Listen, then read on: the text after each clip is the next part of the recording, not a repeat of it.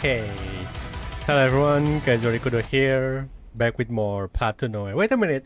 Welcome back to Path to Nowhere. I suddenly used my video intro instead of my streaming intro. I got a little bit confused there. Hello, welcome to Vesper, Harina, and Turbo. Turbo, you are so early today.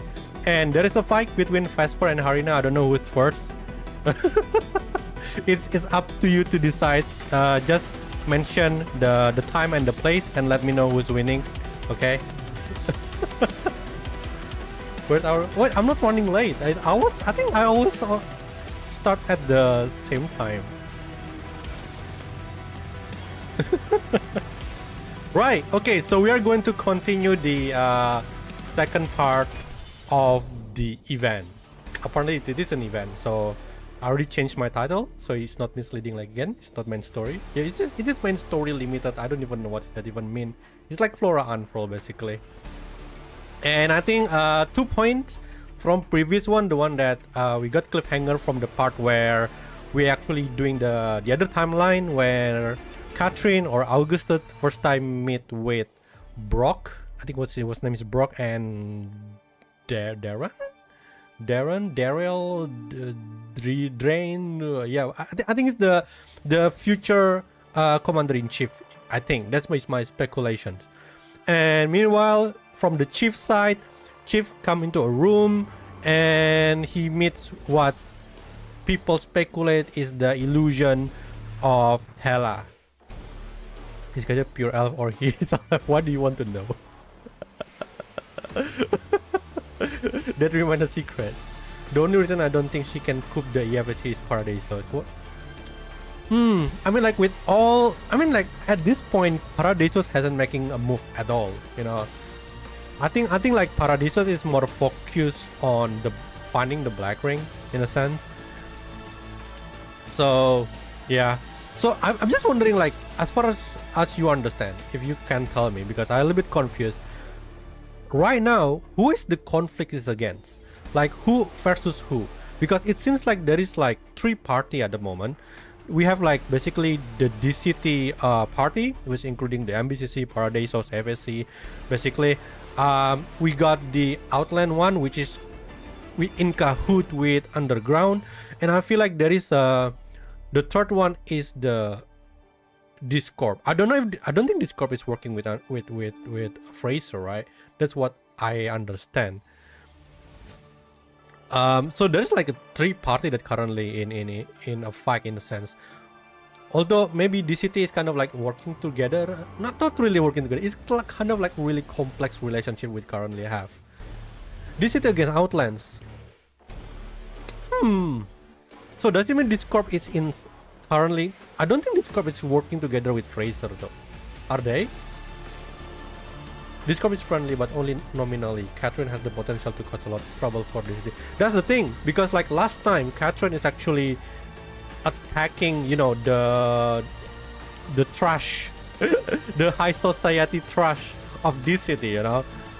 So I think like what happened in the past was the Discord was thrown away by DCT in a sense. Basically they are disbanded, and then their guy somehow during that time they are in Outland gathering power in a sense, and now they have like the army and everything to going to attack DCT at the same time with the Fraser one, with Fraser and First and Underground. But at the same time, I think Catherine also have faith with the chief, so it's kind of a little bit complicated at this moment. Fraser supported by Underground, that is correct. Fraser supported by Underground, support Outland. But the thing is, like, Outland was separated. There is Outland that it's like Sibylla that know that Fraser is attacking DCT, and she tried to kind of help DCT, but at the same time there is an Outland that kind of like you know, helping Fraser just because they don't know anything. Oh boy, I committed a bunch of war crime and lost my job. I think it's more than that, to be honest. But okay, well, at the very least now we kind of like get the context, because I know that this is kind of like a bit not really black and white kind of situation. Everybody has their hand dirty, right? So in the end, chief focus is to help Hela. All right, that's the thing. Alright, let's begin without further ado. When it was on the other map. Because I'm trying to make sense the story. It's getting so complicated. Apparently, especially if there is like beginner that watching this.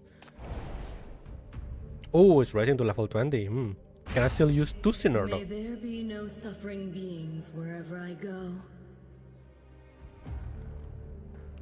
This is gonna be the meeting of Catherine and Brock.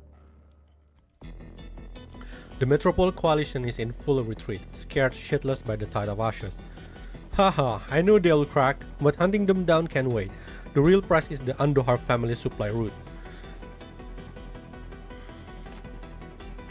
They try to hide it, but let's be real, I got the location out of them. This time we are not just taking their stuff, we are blowing the whole route to hell, cut off their weapons, and their whole army falls apart.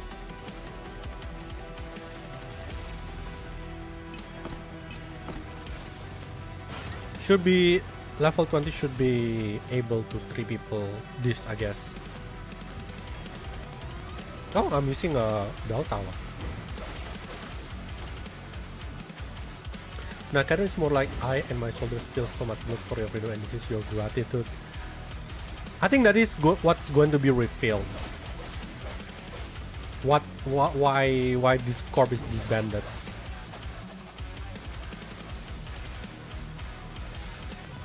I mean, if the gratitude means like throwing the whole Discord to Outland,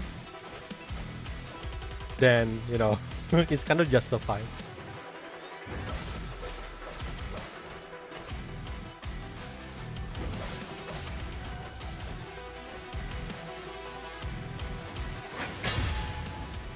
But let me just raise the volume a little bit. Okay. We hit the jackpot. 3 shipments of hypercubes, a mountain of guns, and a bunch of daily supply crates. The boy were up all night counting it. It's like Christmas came early. We are on winning streak.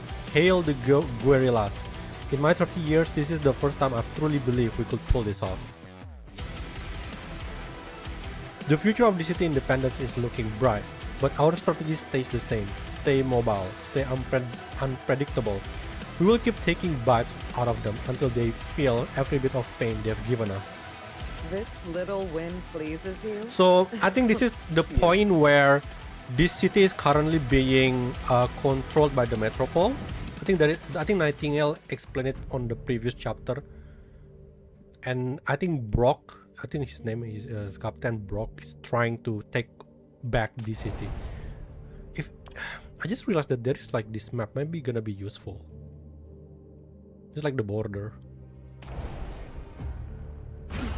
I won't let any of this unsightly trash escape. Jasmine even made this cop crime your screen. mouth? Or did that sandstorm just swallow all your promises the second you stepped outside? When will you let's see Hammer? Oh, I haven't shown it. I think I showed it last stream.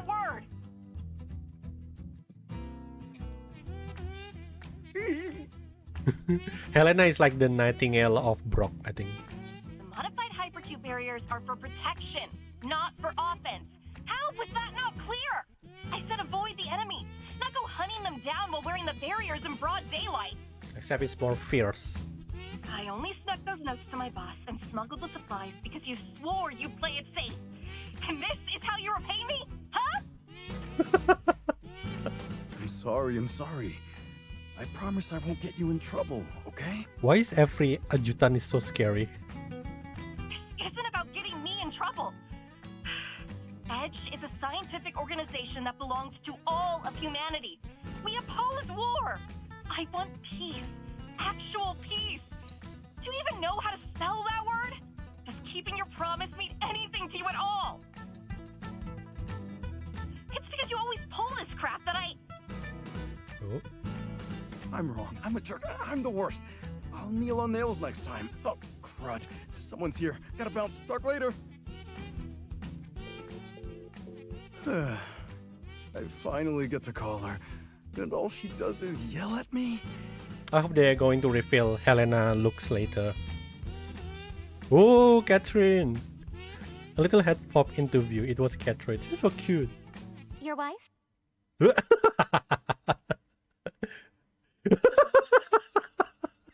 Oh, draft it. There is draft it.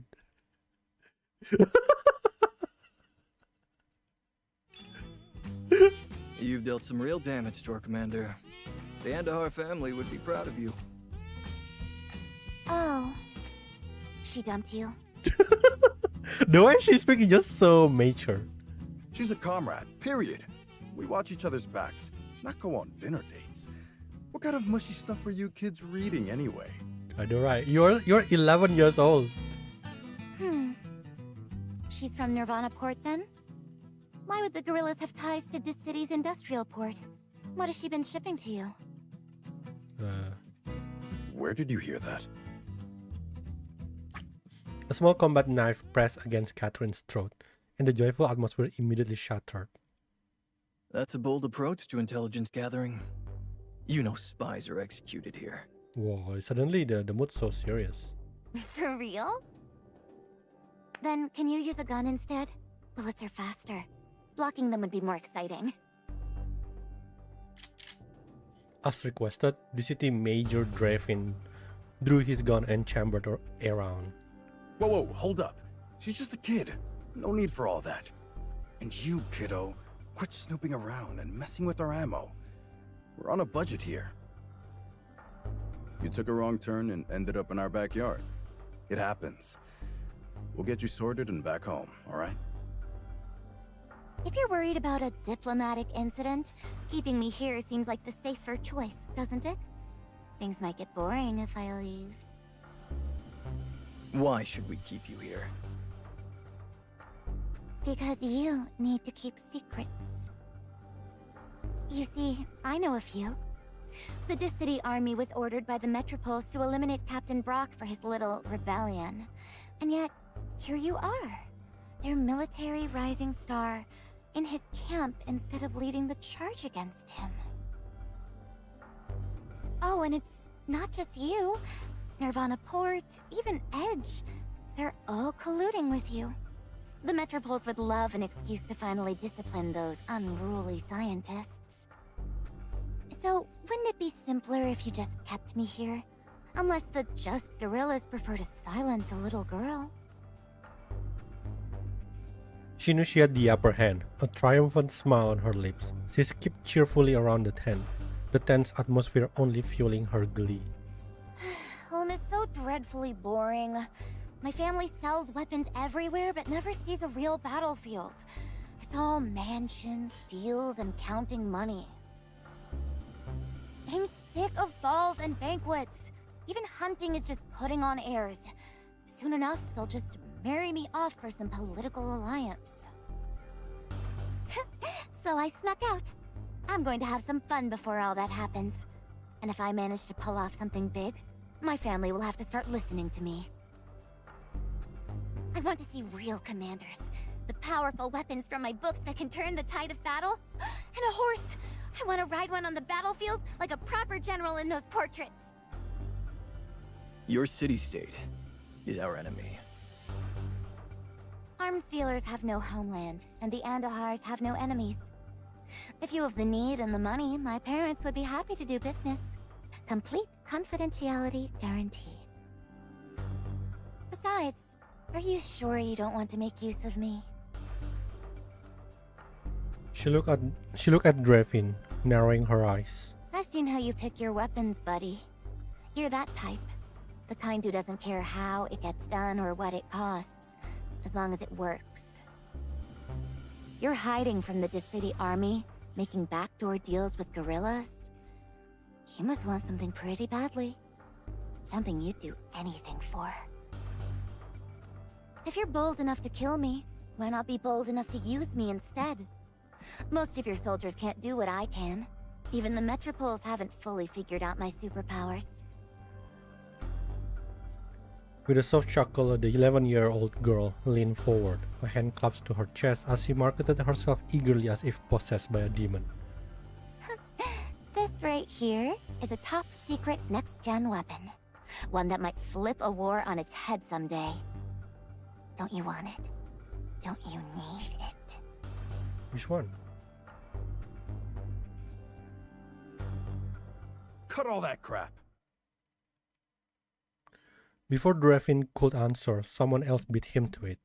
Brock grabbed the little girl by the back of her collar and hoisted her up into the air. I'm so scared. That's just really bad pretending. Her magnetic power flared, launching a pen that stabbed clean through Brock's hand, but he didn't even flinch. Take this. A military knife flew through the air. He caught it between his teeth. Whoa!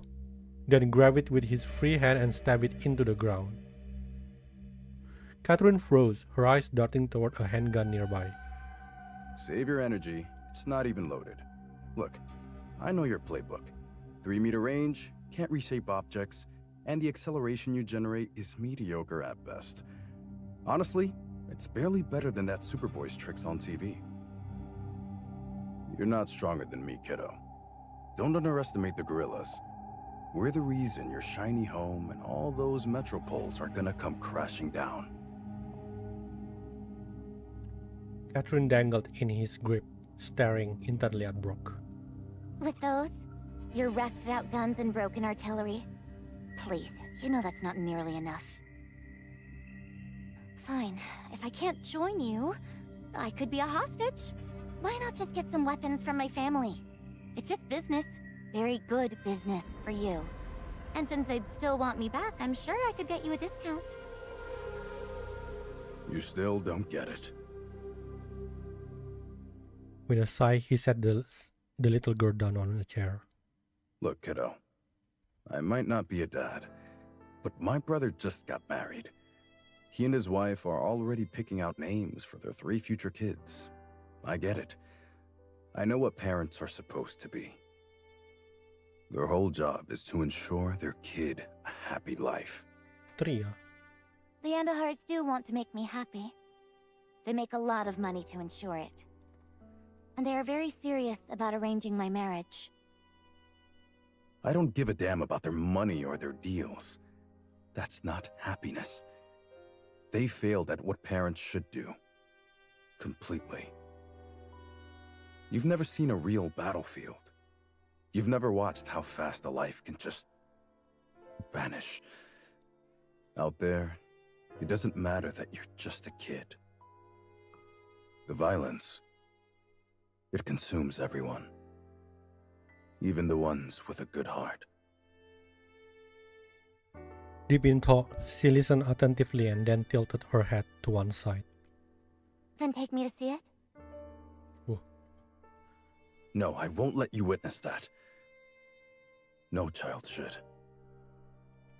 You should learn about the weight of life through love, not through hate and death. If your family didn't teach you that, then they don't deserve to be parents. So, you're still sending me away? At this, Brock's cool guy act crumbled. He scratched his head with a conflicted expression. I'm not that naive, kid. You've heard too much. And you've got all these dangerous ideas in your head. I can't risk the safety of my people. I'm sending you someplace where they can actually teach you what matters. He picked up the phone. Is it Helena? Hey, it's me. Yeah, I need a favor. Again. I've got a situation. A little girl needs a place to... No. It's not like that. Just listen for a sec. Your place is safe, right? I need somewhere trustworthy. After a frantic scramble of explanation, the guerrilla leader hung up the phone, drenched in sweat. For now, I'll send you to Nirvana Port. Someone there will look after you. And you'll be safe and well-fed. Is Helena. Drevin stood speechless and Catherine's face fell in disappointment. Fine. Last deal. You agree? And I promise I won't spill any of your little secrets. Do you have horses in this city? The real 4-legged kind. Can I ride a horse to Nirvana Port? Come on, say yes. It'd be so cool if I got to ride one. Do we? I think we never see a horse. Just send her away. Right now.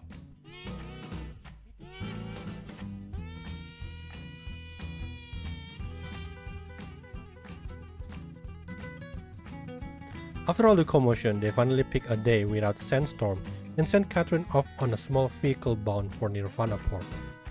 Relax, kiddo. We smashed them good last time. Took their spirit and their gear. They won't be dumb enough to come back for seconds. Who wants to bite off more than they can chew? So enjoy the quiet while it lasts. Take a real breath for once. Quiet? She turned back. It was a major victory, I'll give you that. But if I were running your operation, I'd be more careful now, not less. Wait, Catherine's still 11 years old. That already feels so dangerous. Why would anyone go out of their way to crush an ant? They only would if the ant showed it was strong enough to be a threat.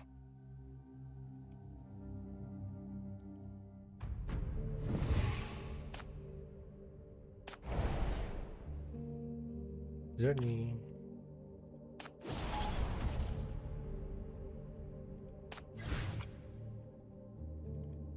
When was the last time? Is it this one? Oh, we got an H.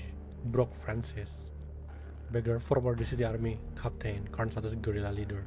Targets the leader of the city guerrilla forces. He has planned and participated in multiple attacks on our supply lines and is suspected of stealing large quantities of military resources, continuously disrupting our strategic arrangement. Intel indicates his long-term rapport with the city army Major Drevin, with whom he allegedly exchanged intel and shares resources.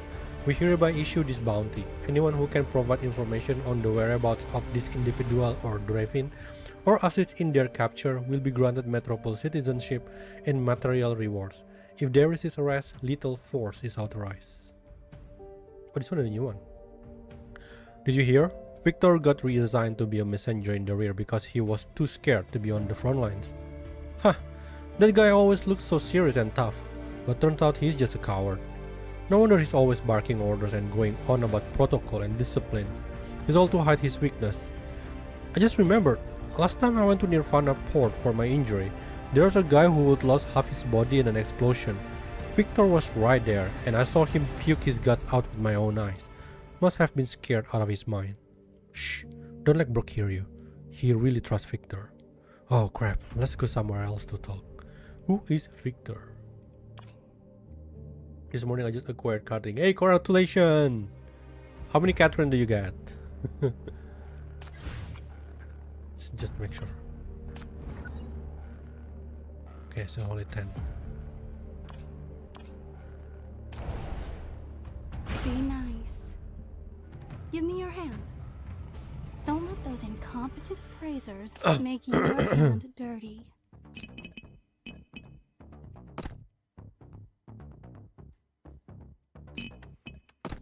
What is this? Oh. Battlefield level 2 levels 2 type of special supplies spawn at the regular interval. Tap to collect. Okay.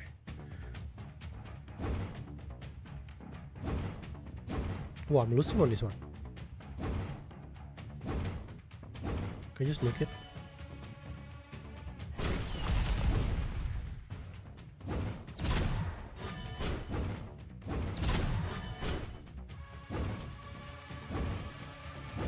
Oh, they destroyed this part! God damn! Okay, I didn't expect that. Oh no! Oh crap! Oh shoot! Oh no! Oh no! Can I move it? No!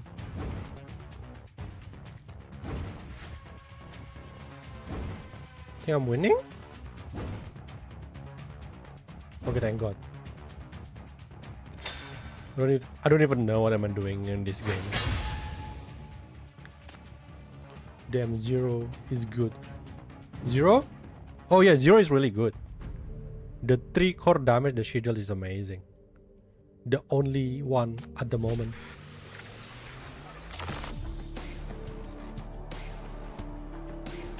Oh, there's a new one here.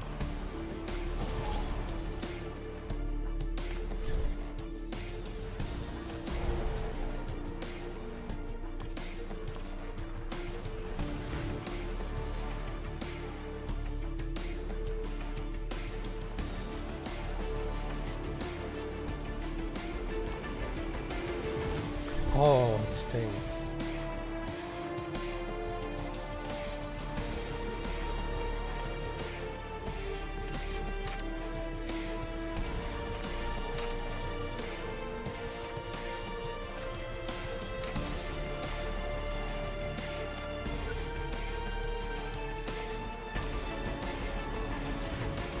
got Zero, Shalom, and Augustus. Spent like 200 pulls. I think everybody, a lot of people are going all out on this anniversary. Totally worth it now. I've halved the limited. Yeah, just wait for the half anniversary one. Darren and yeah, Darren is unfortunately Darren is forgotten. 805. Wait, 05 is Bernadette, is it? The mobilization order failed to pass as expected, but the margin was surprisingly wide. The incident at the East Side Peace Bowl a few days ago might be the cause. Miss under her little stunt sent quite a shock through the council. It's fine, 04 and Nirvana suffered too heavy a loss. They needed this concession. Besides, FSC reserves are sufficient. We never plan on counting on them for this war anyway. What's the status on SHP-13? I heard there is a new development. You heard right, it's a big one. Totally unexpected. Long story short, an anomalous mania contaminant slipped through every one of MBCC defenses, made direct contact with SHP-13, and nothing happened. No incidents. Are they talking about Catherine? It's confirmed that the contaminant's mania profile now shows a blended signature, parts of BR005. Oh, is it the Hela? Traces of MBCC S098. Even echoes of SHP-13's own shackles, all in a bizarre stable harmony. We've got an infallible sample on our hands. This means even without live data from the third observatory on BR005, we now have a whole new way to track and analyze its condition.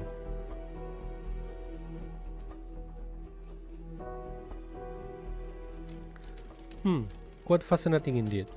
So was it that little sinner excessive longing for the shepherd that pulled BR005 all the way to the city? Or did the Black Ring use her as a conduit, and now as bait trying to lure our shepherd out? I'm getting ahead of myself. Too much speculation. My apologies. For now we observe closely. His presence will undoubtedly affect Shepherd 13. Monitor him. Ensure he doesn't lose control. What about 01? Any progress? Will he be ready in time? Are we drawing too much attention? Could they detect us? With his record, no news is good news. We wait and buy him time. As for detection, with our adorable shepherd in play, I doubt it will be an issue. Now then, let's continue observation and documentation. This war will yield a very interesting data, it seems. Another SHP original. We are the August.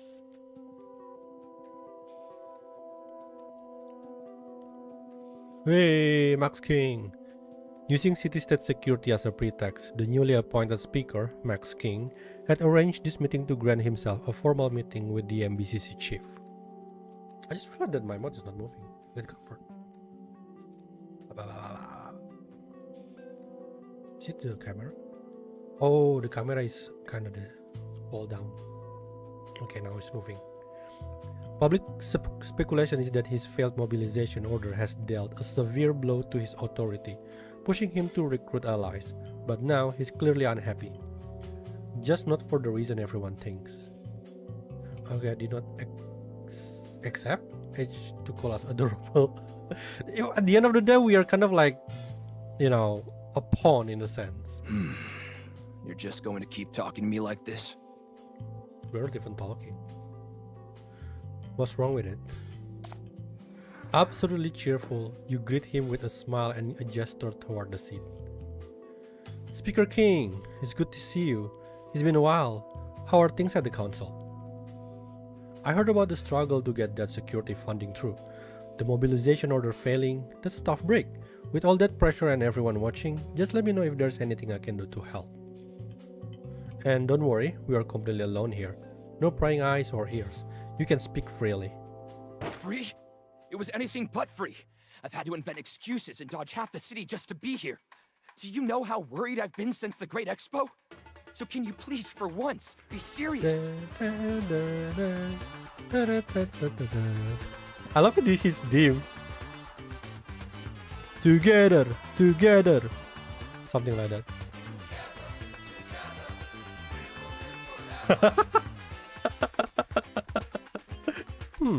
But I'm being serious. You call this being serious? With the florist, he produces a mirror from God knows where. Held within its glass, your reflection gazes back, rosy cheeked and radiant, seated at your desk as if touched by a sudden glorious rush. Wait, what the hell? Is this place haunted He's for trolling. real? Why can't the mirror show it? Huh? I mean, what in the world is that attached to you? It's seriously creeping me out. Is this some kind of mania Wait. contamination? Whoa! Whoa, he can actually see it! You're utterly stunned by his words. You can see her? I'm not blind. Hey, wait a second. Did she just give me the finger? Can't make out her expression, but there's no mistaking that.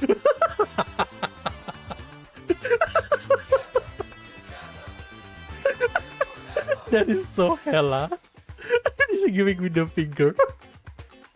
Oh my god, Max. The speaker frustration mounts to a hilariously animated degree, coaxing a cheerful laugh from you in return. As an ordinary person, Max King has never been able to see Hekate's mania nightmare. The fact that he can see Hela fills you with a giddy joy, as if her presence has become tangibly real. That's perfect. I've been wanting to introduce you. Right on cue, the shadow at your neck peels away. It spirals through the air before landing dramatically on the desk, striking a theatrical pose to match your announcement. Her name is Hela. She's from Syndicate, and like Hekate, she was one of the first sinners I met. Even now, as a phantom, I'm sure she's still deeply connected to her real self. If she's appearing like this, it has to be for a reason. Something important. That's why I've been trying to communicate with her. Max, can you hear her speaking? It's a real shame you can't. Hela's famous for her sweet word. She's Syndicate's ambassador of civility, absolutely brilliant at making people smile. I know you like her. Wait, are you seriously showing off your daughter to me right now? Daughter! It's canon finally! Even I know I admit it. Oh my god, I finally. It's official. It's official daughter now.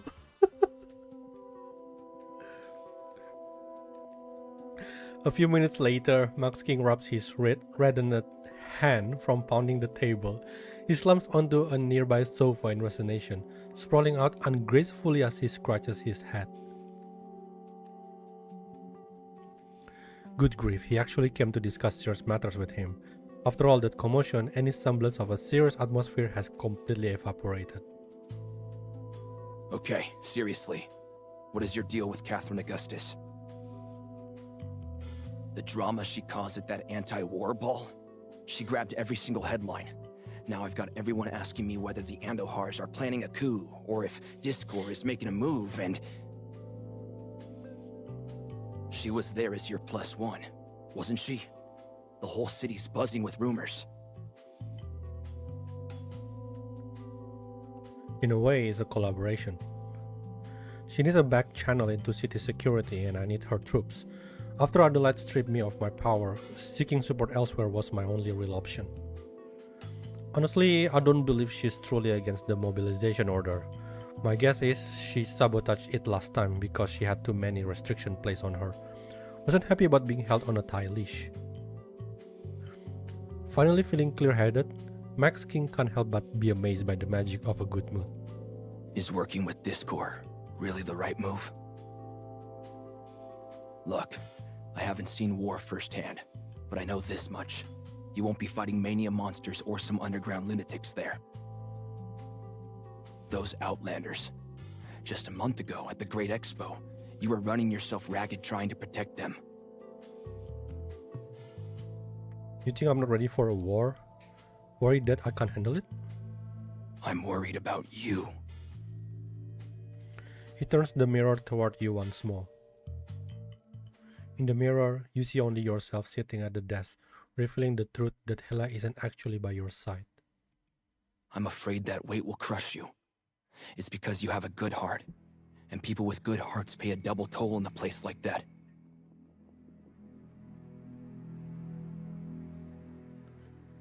Call someone good or bad these days, and all I hear is which side they are on, but I don't have the luxury to dwell on it. For me right now, objectives matter more than stunts. A month ago my job was to ensure the Great Expo ran smoothly.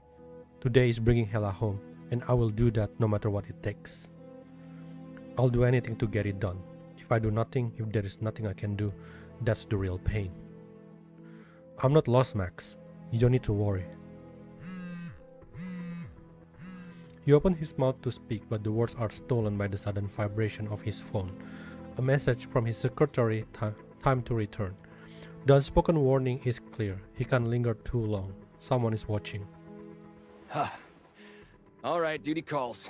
Can't keep the whole cabinet waiting. Please take care of yourself. And I mean it. If you need anything, just say the word. Just don't spend all your time with your little girl. Remember, you've got friends. Real living people who've got your back. All right? Your order are my command. Of course, Speaker, your order are my command. He scoffed at your joke, but seems relieved that you still have the energy to crack wise.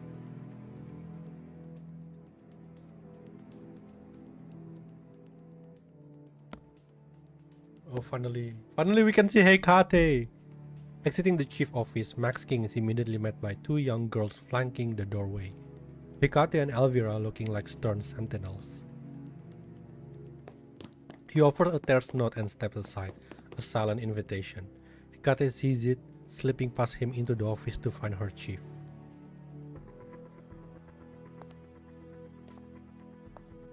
Elvira remains, falling into step beside Max King. She matches his pace down the corridor, their conversation a harsh, urgent stream of words. The mobilization order's future is in doubt. While the Siege Society has been quieter since the Euphoria incident, the public's resistance against war is far stronger than I ever expected. And now, this sensationalist garbage about Chief and Augustus. It's blatant propaganda, likely funded by the Outlands. What a mess. I can imagine how it must be. But because of Hewlett, because I was close to an Outland spy, the Ninth Agency doesn't trust me anymore. They've questioned me a few times, and now they watch what I can see. I don't have access to much information now, so I'm afraid I can't be of much help. I'm sorry. It's okay. Just having you here is a tremendous help. He turns around to look back. They've rounded a corner in the hallway, but from here he can still see Chief Office. The door remains firmly shut. My hands are tied. I can't visit often, and even out there, I'm buried in endless chatter, most of it useless. It's frustrating to be constantly worried but unable to act. That's why it's so reassuring knowing there's a smart cookie like you by his side. I'm counting on you, Miss Genius Stewart. Look after my buddy for me. We are buddy now? Best buddy! Since when is the chief your buddy? Elvira wants to retort, but she managed to hold her tongue. Because now everyone is in the same boat. I'll do my best. But I think our best buddy is Donald. One day we have to like hang out Chief, Donald, and Max King. And Demon. Maybe Cassian also. That smell. That sound. The Outland dogs right nearby, lurking, plotting. The Outland dogs are coming. Blood for blood. Blood for blood. General, lead us to battle. Let our blades drink deep of the Outlander's blood. The woman removes her final piece of jewelry, hangs her sword with deliberate care, and lowers the needle onto the record. As a gentle melody fills the room, it blunts the edges of the whisper at her ears, making them sound less gloomy. The phone rings. She sees the number and her entire face lights up. Whoa! Hello? So after standing me up at the ball, you finally decided to pick up the phone yourself? Go on, I'm listening. This better be good. I mean, there's a lot of good moment with Max King and Brock. I see. So your little friend's back. You must be thrilled. How is she?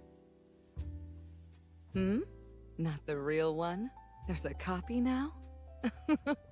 Since when did the new era's mania become so creative? This black ring really knows how to put on a show. Her tone softens. Are you going to look for her? You must be short-handed. Fine. They're yours. Broken Blade Squad 3 is under your command now. Bring that kid home safe, and make it a clean victory. Take care of my soldiers. They're the best you'll ever get. Oh, I think last time I sent them to death. Am I? I'll be waiting for good news. I might have to choose again. The call ends, but the smile it brought remains, still lingering on her lips when her deputy enters the room. Look at Grady that. Catherine. All that fire and enthusiasm. You always see it in the rookies. Broken Blade Squad 3 is your most reliable unit. You're just handing them off to an outsider? He lacks proper military training and doesn't seem to fully trust you. Well, I see talent and I allow for stubbornness. I did the same with every one of you. Now, let's see what he's truly capable of. Our focus must be on preparation. The time is almost upon us. Oh no, they're gonna make me choose again?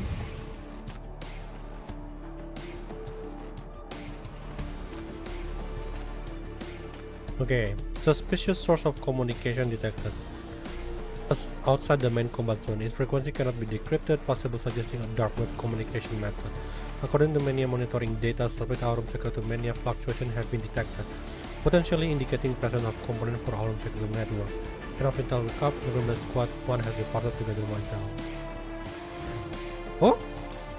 I thought I was supposed to fight.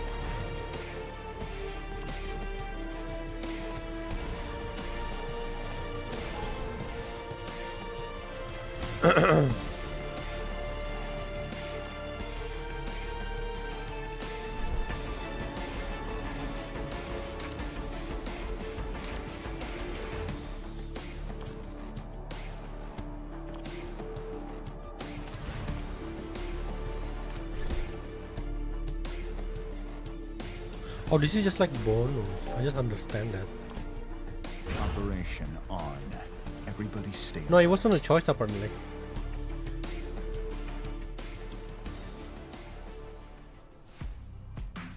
Concealed by a camouflage and cover, Broken Blade Squad 3 runs through their final pre-battle checks. You're telling me the enemies outside are just a distraction, and their real force is hiding inside the ash storm? No one can last more than a few hours in that kind of intensity. If their Aurum Secretum wielders can do it, so can we. And the Chief needs us to scout ahead. The Shackles are still detecting the center captured by BR-005. We can use them to guide us straight to that black ring. It's a viable strategy. The doctor lets out a sigh. Him again?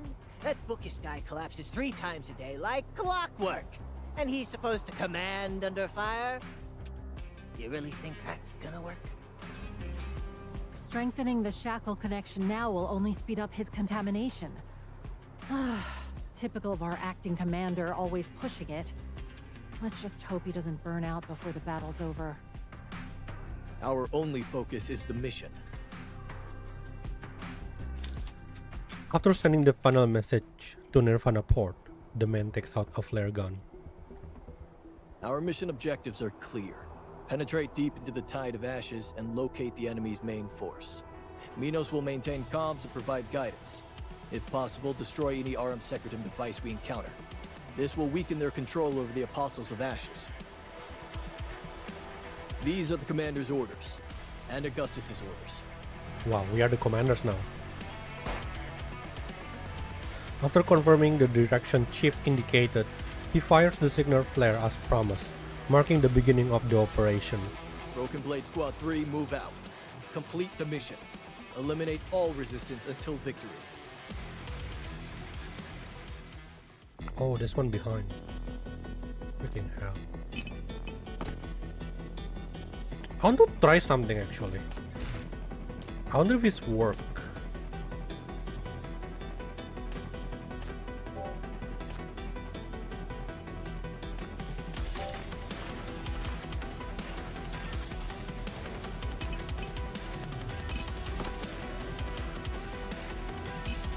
Manti, go! Though I seldom take the front lines, a true soldier never hesitates when battle calls.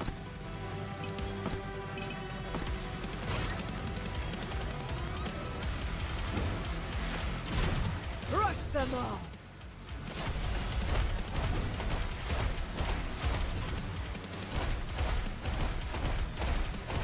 Oh crap, it's still going! Wait, what? You wasting... Enjoy the release! Crush them all!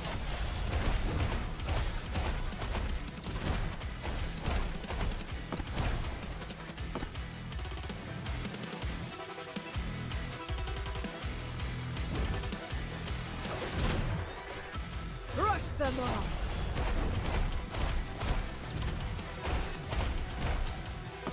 It's so troublesome when you have to turn it off. Enjoy the release! Enjoy the release! Oh, I have to take this one now? No? Crush them all! Okay, I think using energy build is a how do you call it? An option if you want just to spam the ultimate for a long time. You mean commander? For commander's guidance, our unit penetrated the tide of ashes to track the enemy main force. En route, we neutralized 12 armed spectrum devices and 3 critical nodes. As the squad acclimated to enemy combat protocols, casualty rates decreased significantly. Following regrouping with other Broken Blade squads, current effective strength is 76 personnel, status 10+, WIA 3 KIA. Tracking operation is proceeding smoothly, correlating command intelligence with squad reports confirming we are approaching the target area. I think this is the... will change depend on what we choose, I'm guessing. A victory worth celebrating. It seems we make a good team. Augusta Kickaxe. She is. She's really good for story. And clearing the whole field. Oh, who is this? Suspicious sort of communication detected outside the main combat zone. Its frequency cannot be decrypted, possibly suggesting a dark web. Oh, I just read this one. Okay. Hopefully I'll find some interesting news material. But a little bit, I would say a little bit micromanage. Broken Blade Squad 3 battle report. While advancing along this designated route, we detected anomalous mania flux emission, confirmed to be originating from a subterranean position. We engaged the target with heavy anti-mania magnetic cannons. Post bombardment, the squad excavated an aurum secretum device located approximately 100 meters below ground. Corresponding mania flux frequency have been synchronized with weird intelligence and all frontline units. Aurum secretum device network employs sophisticated concealment. Recommend comprehensive subsurface scanning of operational area.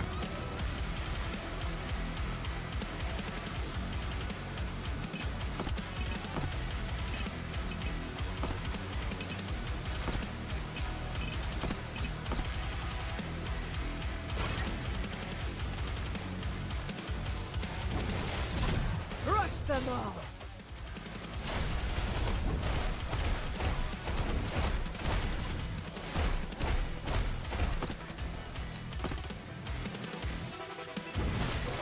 Crush them all!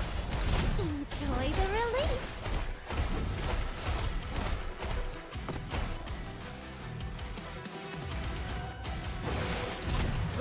ammo.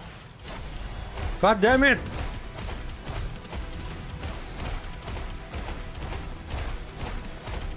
Enjoy the release. Can you just come out? So long to come out. Come on, two more. Enjoy the release. Whoa, are they really seriously waiting until I'm running out of battery? You can't. Too bad, too bad. I can make Augustus last longer. Several advisors sit around a battered table. They are heavy with the scent of baked sand, cold metal, and unseen bones, underpinned by the unmistakable tang of anxiety. Why would they push into the storm? Are they tracking the Black Ring? Who gave up our position? Damn it! That underground woman Moore swore this city's network out here was ashes. Moore! So how did the enemy find out our location? I don't think it was a leak. It's something else. Scouts report the city's shepherd is awake. Yesterday's fight sent a pulse through BR-005. It resonated with the shepherd through those shackles. Once that connection is made, shepherd can just feel where the ring is. Sense it through the shackles? You don't mean... Shortly after the Black Ring outbreak over a month ago, the Aurum Secretum Institute deployed several miniature monitoring devices into the ring through its fusion with the Apostles. Several attached themselves to Sinner Hela, providing them with critical data on the Black Ring's internal condition.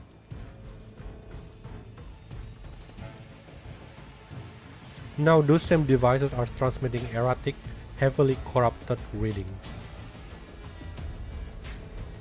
That B-class sinner, Hela. The shackles have pierced into our Black Ring through her. They're still digging right now trying to pinpoint it. It's only a matter of time before the enemy plows through the tide of ashes and finds us. A worthless B-class. Negligible power, and yet she keeps gutting our most critical experiments. How dare you? She needs to be removed permanently. The Aurum Secretum devices planted in the Black Ring. We can use them to lock onto her and force a full resonance. It won't just stop the signal. It'll turn her into a complete corruptor. We plug the leak and maybe contaminate the Shackles user in the process. Yeah, that'll be it.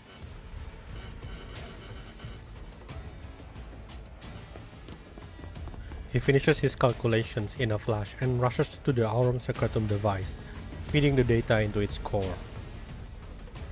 The red engraving at its center flares with blinding intensity. In response, a viscous, pitch-black mania gel begins to ooze from the device, a sure sign the sorcery has taken hold. The man can barely contain his triumph. He barks orders at several sinners to guide the Aurum Secretum operation using the techniques taught by the underground. But as he watches the mania flow and the first data from within BR-005 flicker to life,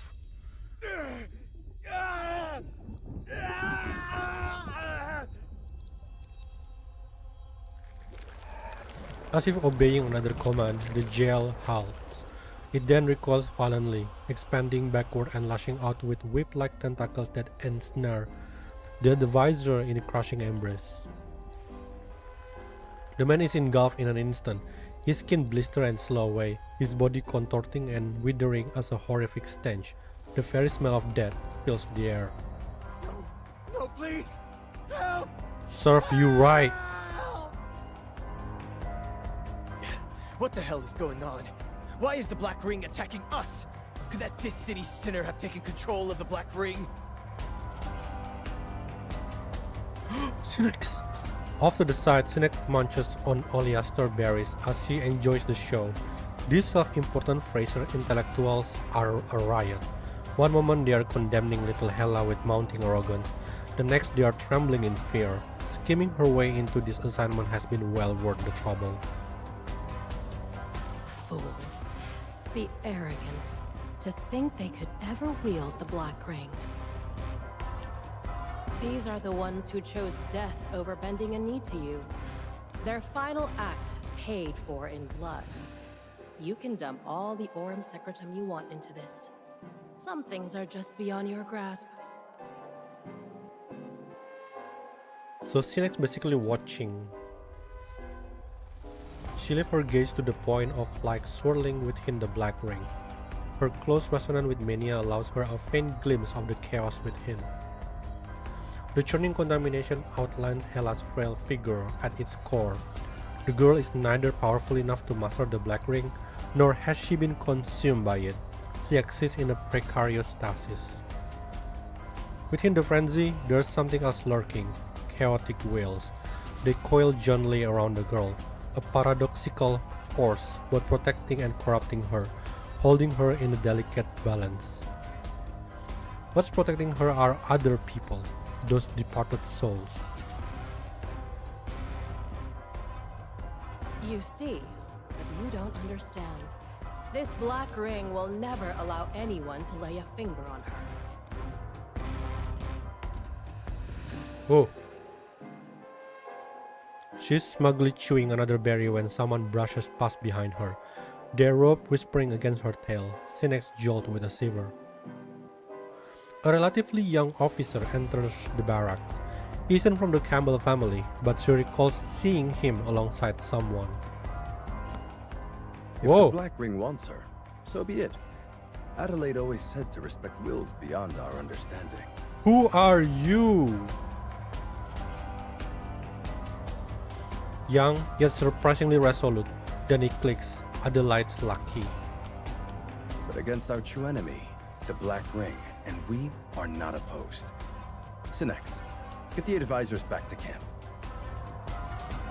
Yes, sir. She maintains a facade of courteous respect until the very moment she departs. Keenly aware of the young officer's gaze, she must leave now. A moment longer and he will surely see through her. Only once Sinex has vanished from sight does the young Fraser officer turn to consider the truly crucial person. And for those tracking shackles, I'll find a way to deal with them. This kind of stuff is nothing to me now. Hi Order! The queen has appeared and so have I. Wow, yeah, it's a good timing. Seems like you have this tingling when Sinex is on the screen. Like, oh yeah. What is this? Oh, is it the thing that I have to keep choosing?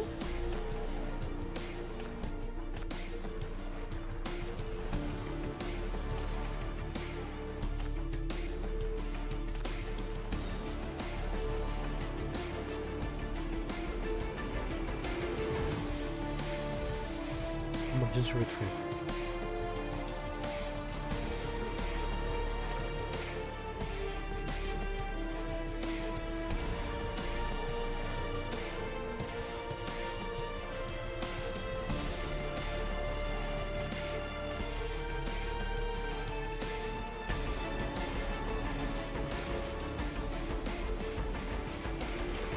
Expired. I didn't do this at all yesterday. Why there is still yellow thingy? What did I miss? What do I miss?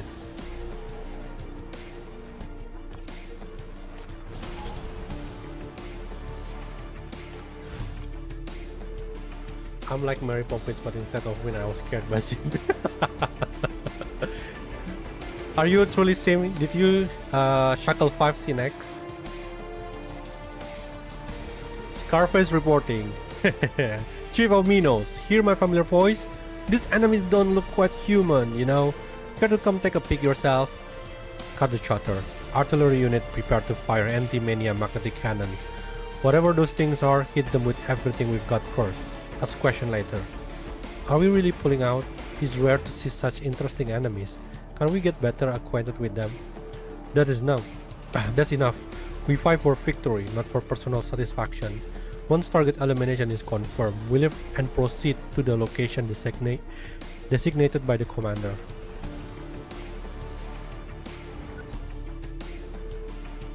Oh, I can unlock this. Watson Valley took its name from its geological foundation, white sand, and consists of natural ravine clustered in the heart of white sands. Light reflected off its exposed rock layers cast a bone-white hue across the valley floor. Combined with its rock terrain and labyrinthine structure, it also earned the nickname Death Valley. In the autumn of NF-65, the Metropole Alliance attempted to traverse the valley to surround and eliminate the White Sands guerrilla. Under Captain Brock's leadership, the guerrilla utilized the Tide of Ashes to annihilate the alliance that outnumbered them a tenfold. Whoa.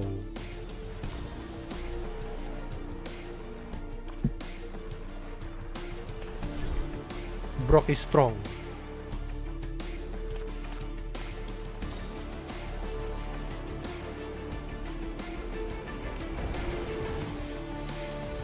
Stay close to me.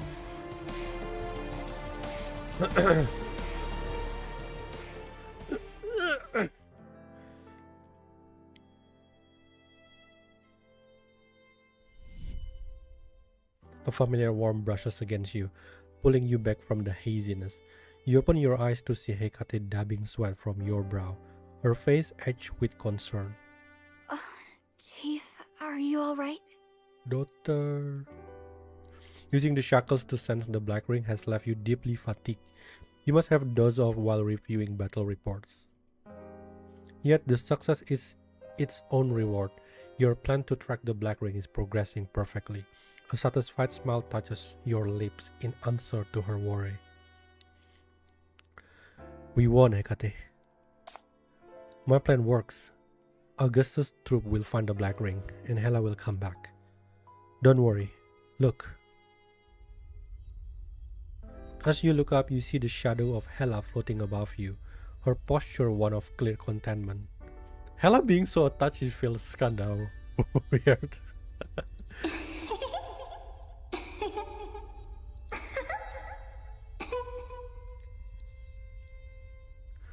We won, and Hela's happy about it too.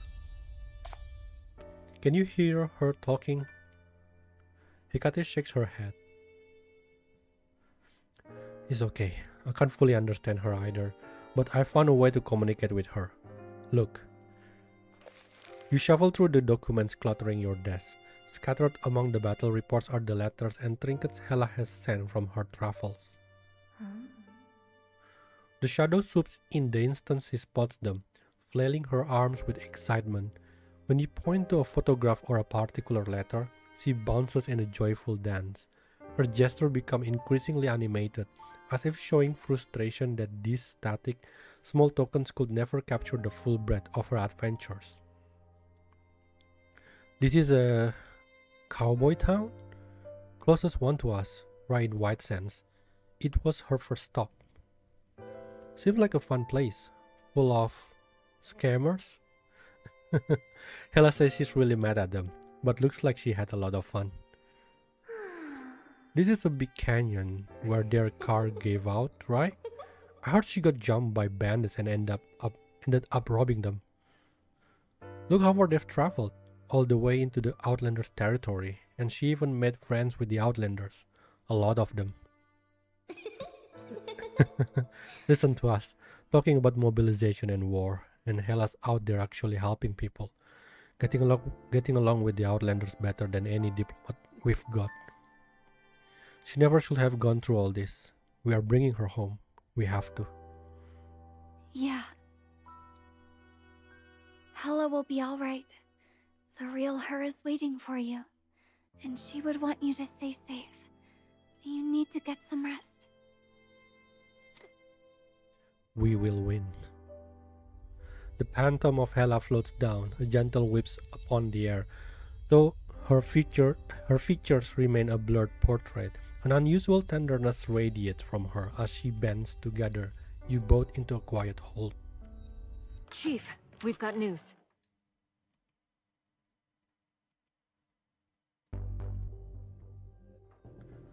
On my main account I got S0 Cinex and S3 Aguto, and on my free-to-play I got S5 Hela and S1 Agusto and Sour 3 Parfait. I have my free better than the one more money. Ghost is giving Yandere, hey G-Star, long time no see. Ghost daughter, Ghost 3 wife, damn, even Ghost is weak against Chief Race. This particular ghost is banning? Looking forward to seeing Hela again, Red Queen. You rush immediately to the command console. Broken Blade Squad 3.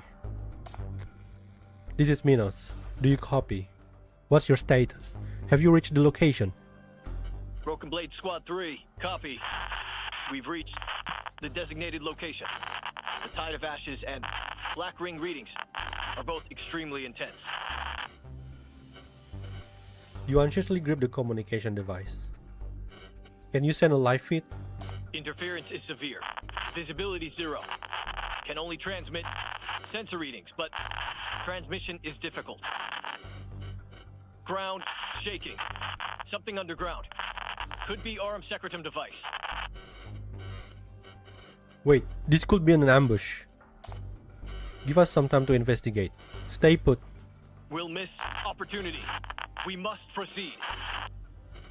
Please don't worry about us. This is your order. We will complete the mission. Broken Blade Squad 3. Over. Wait! The communication ends abruptly. I don't know why suddenly I feel so attached with Broken Blade Squad 3. On the battlefield far away from the city, the military troops conduct a final check of their weapons, magazines clicking home into receivers. Before them, BR-005 lies unsettlingly still. The path is clear, no ash storms, no apostle lurking, just a wide, exposed road promising an easy victory.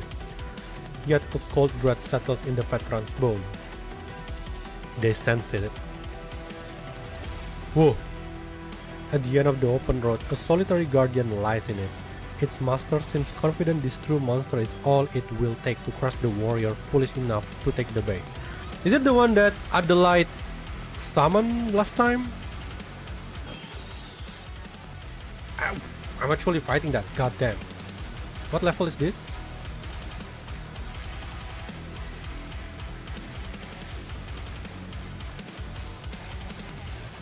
Oh, is there massive damage? Shin! Mami, come. They will behave. Shalom out. Zero in. I should switch to a cooler battle mode.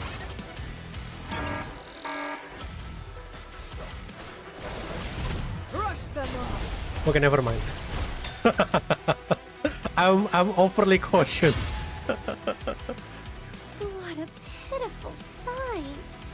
So many broken.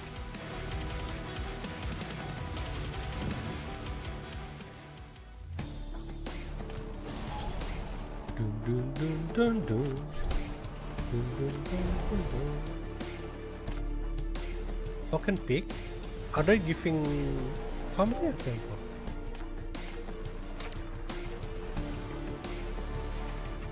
Horo and this belong to the ground anger. Oh, okay. So you want me to put Horo in here? Horo, where are you, Horo? Alright.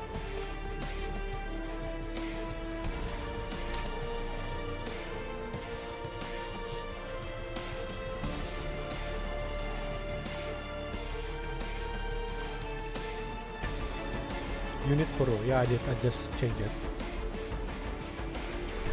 I don't care about this one. Oh god damn it, I have to remove the yellow one. It bothers me a lot. Lock. Deploy. Lock. Set. Okay.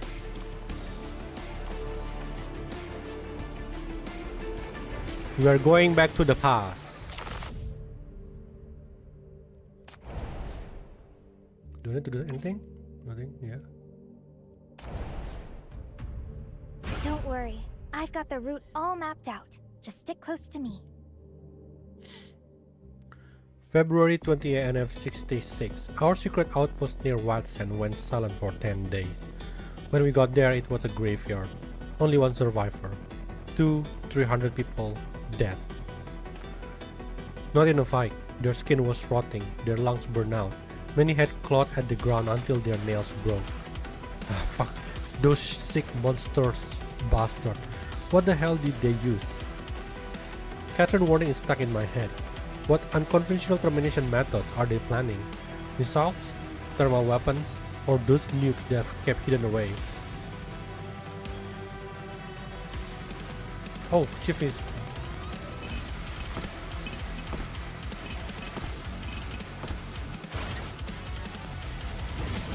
Crush them all!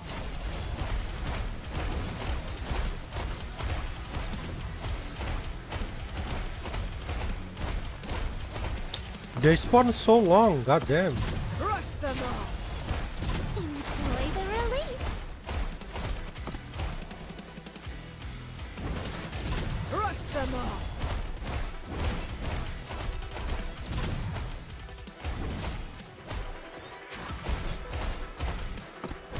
Enjoy the release. Crush them all! Damn. Honestly, bringing Augustus alone is enough. A victory worth celebrating. Your cautious cause often store difficulty flash. You are right, actually.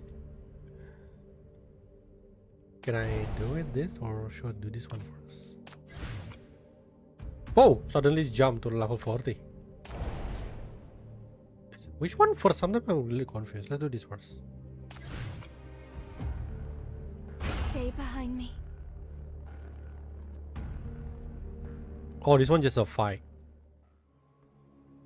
Oh, it's coming from everywhere.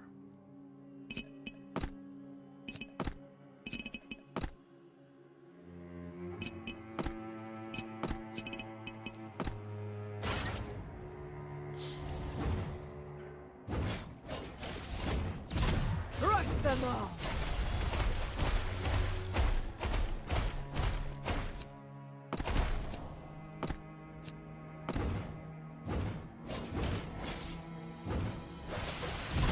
Crush them all! Enjoy the release.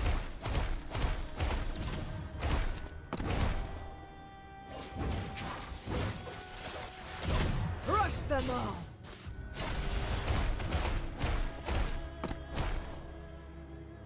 Enjoy the release. I think I have enough ammo. Crush them all!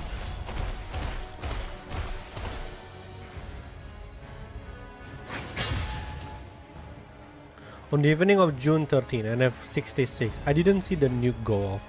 Drafin knocked me out cold, said I wasn't calm enough. Does he think after all this time I'm still some rookie who can't deal with that? Maybe he's right. By the time I woke up and got there, it was over.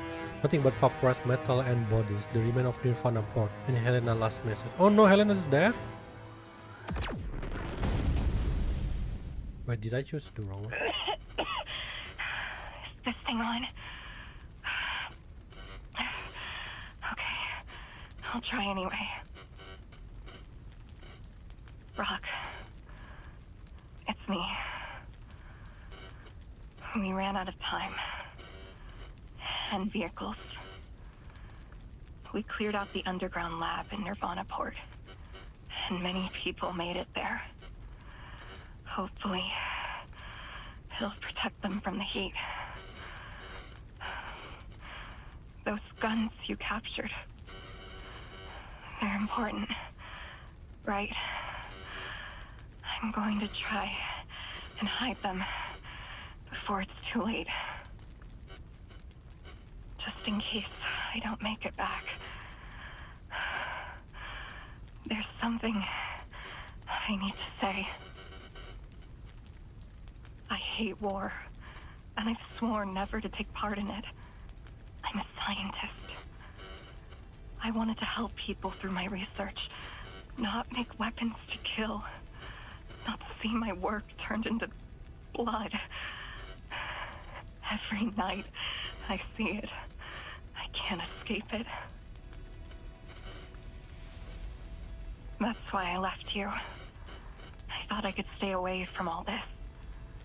But then I'd hear about our people suffering, see those smug faces from the metropoles. I'd get so angry, so helpless. part of me always wanted to run right back to you. To fight. And now, many others will too. Hands used to work and farm will transport weapons for you. Those who heal lives will run into crossfire to save wounded fighters. We'll help, whatever the cost. However they retaliate. We're not soldiers, but we can't just do nothing. It's in our blood, Brock. Yours and ours. This city. It's in us. We can't just watch it burn. So promise me something. Just this one thing. Keep their hands clean. The civilians, the volunteers, the people who still remember what peace feels like. However righteous the fight is. Don't let killing become normal to them. Once you cross that line, you'll never come all the way back. If you have to stay on this battlefield and keep their hands clean, the people who believe in you, let them go home when this is over. Let them still remember how to live. You've already got blood on your hand, so you carry the weight. That's your duty as a soldier. Walk through the hell, so they don't have to.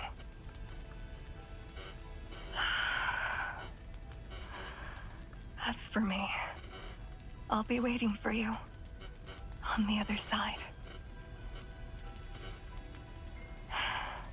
But take your time, all right? Win this war. Live a long life. Grow old in a free city. And then come tell me all about it.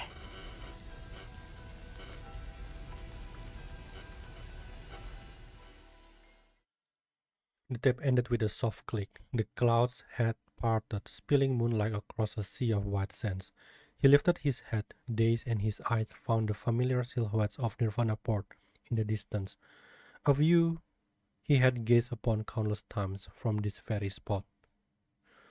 Now he stared only at the massive wreckage that buried his beloved. She had gone to hell ahead of him, just as she would said she would.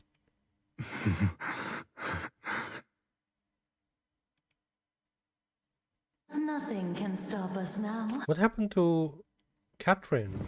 Isn't she like with her? Wait, I think I skipped some part. I should have done this one first. The Zephyr taking off! Whoosh! I love Helena. I mean, like, we haven't got to see her. I was expecting that we are able to see her looks.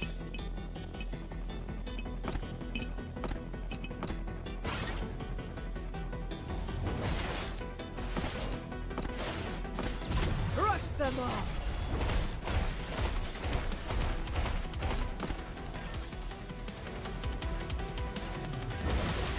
Crush them all!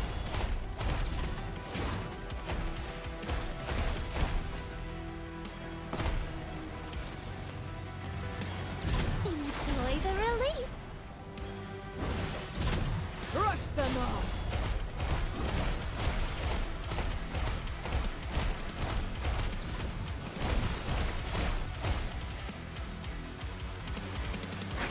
This kind of stuff is...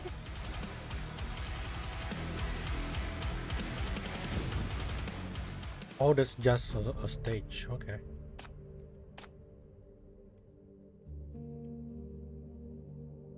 Okay, so this has been attacked with a biochemical weapons, resulting in heavy casualty.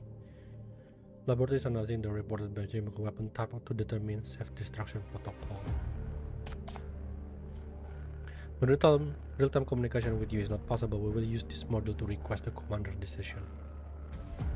Open each report to view the details. Through this simple decision, you may influence how certain events unfold. That's what I don't like. But I don't have a choice though.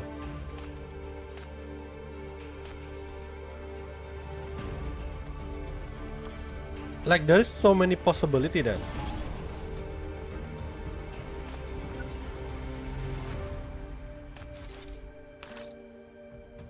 On June 13, NF-66, in response to the major victory at the White Sand Valley, one of the metropolitan powers deployed a nuclear weapon preserved from the old era, directly striking Nirvana Port's core. The nuclear explosion not only destroyed normal trade and transportation, but also brought an impact that remains indelible to this day for residents of the surrounding areas. On August 27 of the same year, rallied by Captain Brock, the DCT army mutinied and announced their alliance with the White Sand guerrilla. Within 2 weeks, the Independence Army was officially established, thus beginning the DCT War of Independence that would last for 6 years. So, if I may summary, it was start because you kill his woman. It's like the Obito from Naruto. Now he gonna go to the dark path.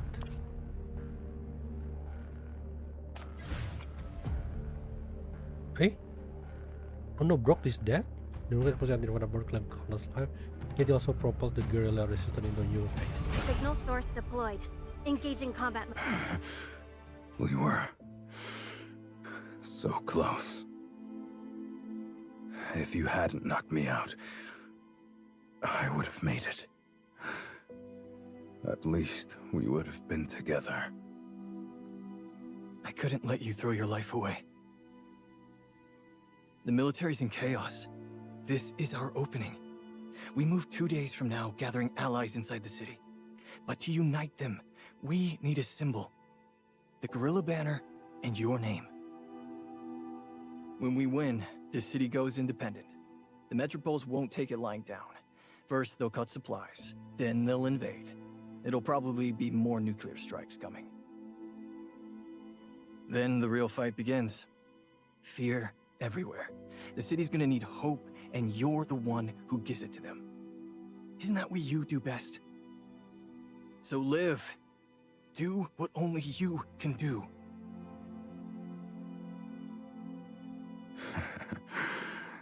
You're right. You're damn right. I can't die. Not now. She's waiting. Waiting for me to bring her victory. I'll live long enough to make every last one of them pay. Catherine was right. Our gear's garbage. We need better. We must close the gap. Let's move. The bunker at Nirvana Port is still stuffed with weapons we got last time. All the Andohar gear Helena bled to save. It's all there. We're going in, taking it all back. Then we're gonna break their legs with their own damn guns.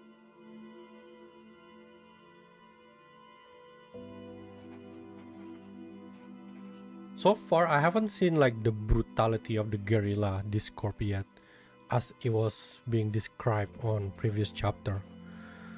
That's what Brock told me, and I believe he meant every word of it. He was going to use the enemy's own guns to kill them all. June 17 to June 29, Brock led search and rescue in the ruins of Nirvana Port. July 3rd, Brock escorted the survivor and supplies back to camp. July 10, Brock met with every unit of the guerrillas, handed out commendation medals he would make himself. July 25, Brock led the assault that destroyed the remaining missile silos left behind by the metropoles.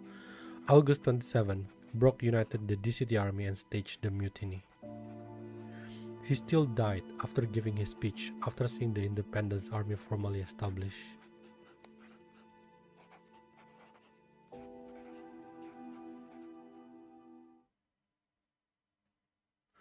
It's more like her death make him escalating. He start fall before her death.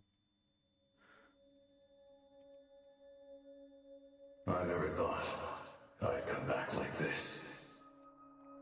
5 years ago, when Speaker Damon was assassinated by the Metropoles, I left the military. I joined the guerrillas to avenge my friend. After the massacre at Nirvana Port, I left the White Sands and returned to the army. Both journeys were soaked in this city's blood and suffering. All this time, this city has endured tragedy after tragedy. We've carried anger, fear, and grief. Some of us swore revenge. Others grew tired, wanting to compromise, to step back. But we all know the truth. Concessions won't earn us respect. Our suffering was never caused by disobedience. It comes from one thing: a lack of independence. We have no sovereignty, no means to defend ourselves. That's what gives them power to trample over us whenever they want. And that's exactly why the Independence Army was born. That's why we keep growing stronger. We're not just guerrillas and this city soldiers. We are counselors, teachers, workers, scientists. People from every walk of life, standing together on the same front. Stay clear, stay rational, stay brave. We will overcome grief and fear. Even if it takes 1 year, 10 or 20, our goal will never change. This city will be independent. Sovereignty belongs unconditionally to the people. We must win this. And we will win. So far only Metropolis, the brutal one, dropping nukes. Yeah, maybe that's going to be the trigger why... A cause that inspires generations to face death without flinching? That cause is bound to triumph. Why they change direction, the Independence Army.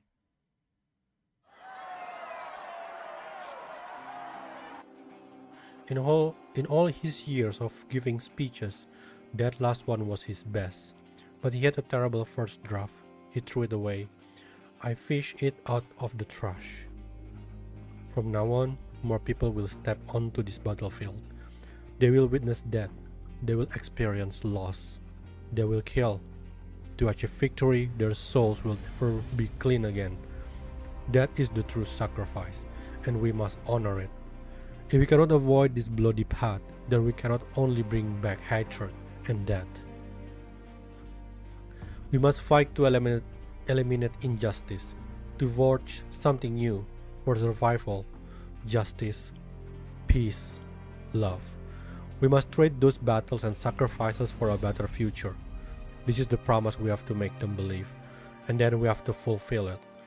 That is the only way to truly honor their sacrifice. That way, even with blood on their hands, they can walk through hell with a clear conscience. Speech concluded, he rendered a bold salute, then marched with commanding strides down the long steps and back behind the stage. The moment he was out of the audience sight, he collapsed. Brock! And just like that, the leader of the guerrilla movement, the first commander of the Independence Army, was gone. The cause was radiation poisoning. On a rescue operation, his protective suit was damaged, but he didn't fall back, pulled 2 of our people out of the hot zone, and while he was at it, he secured those rare pits we desperately needed. He held on for 3 months after that, fought like hell to live, until now.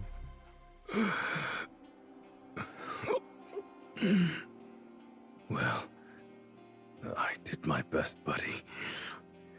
Just couldn't finish the job.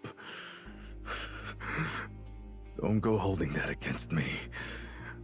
All right. Is death coming for me?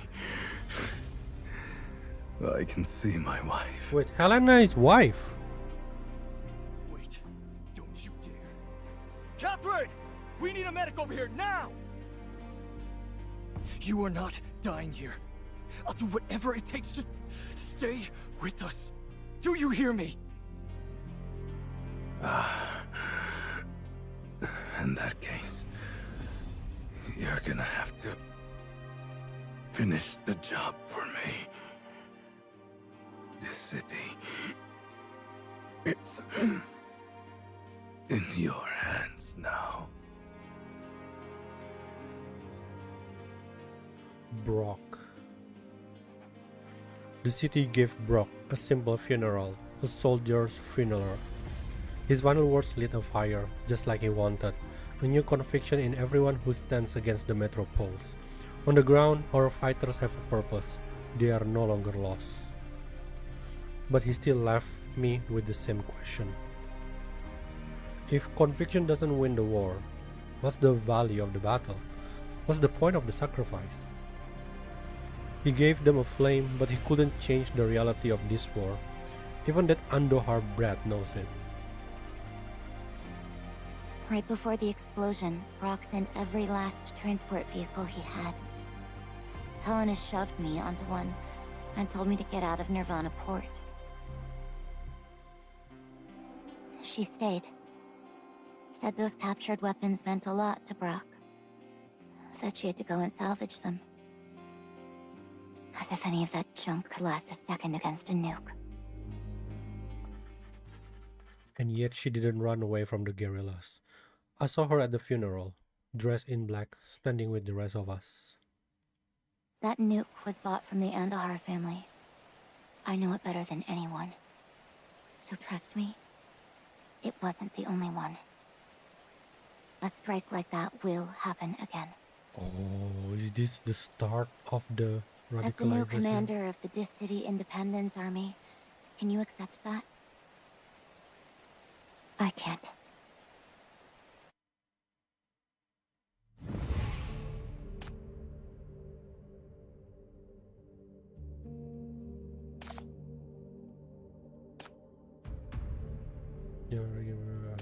I'm just gonna pick the thing.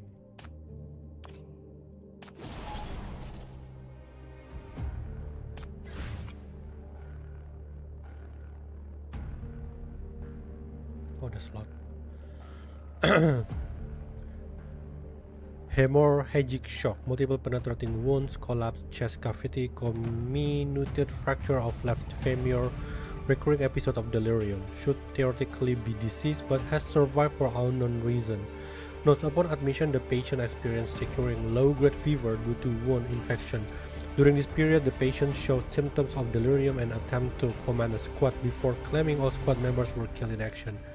When lucid, the patient repeatedly demanded to return to duty and seemed extremely agitated, showing violent tendency. Medical restraint implemented. If patient regains consciousness, psychological assessment should be the first priority to prevent self-harm and danger to others. According to information provided by Research Director Helena, the patient is a Watson guerrilla recruit who has endured multiple rounds of biochemical weapon exposure, suspected to have developed special resistance.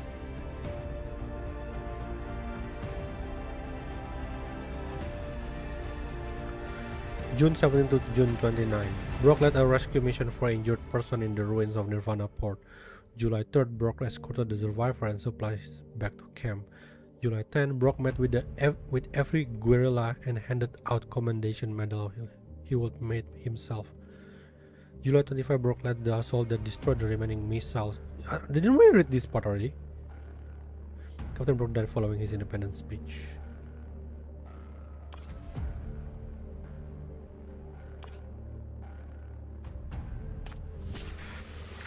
Looks like the situation is deteriorating.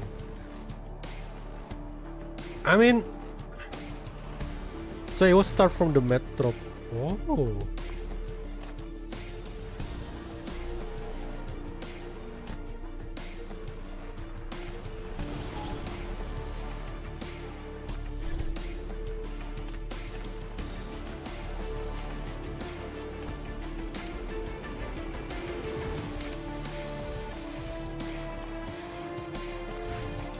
I will accompany you anywhere you wish to go. Broken Blade Squad 3 to Minos. Do you copy?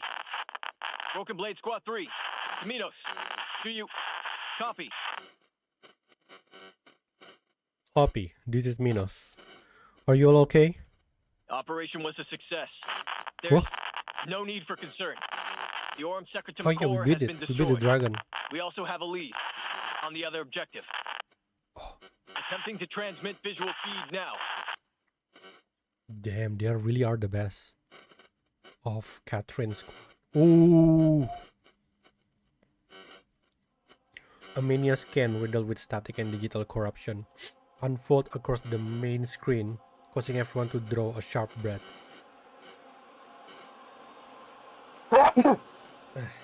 Sorry about that.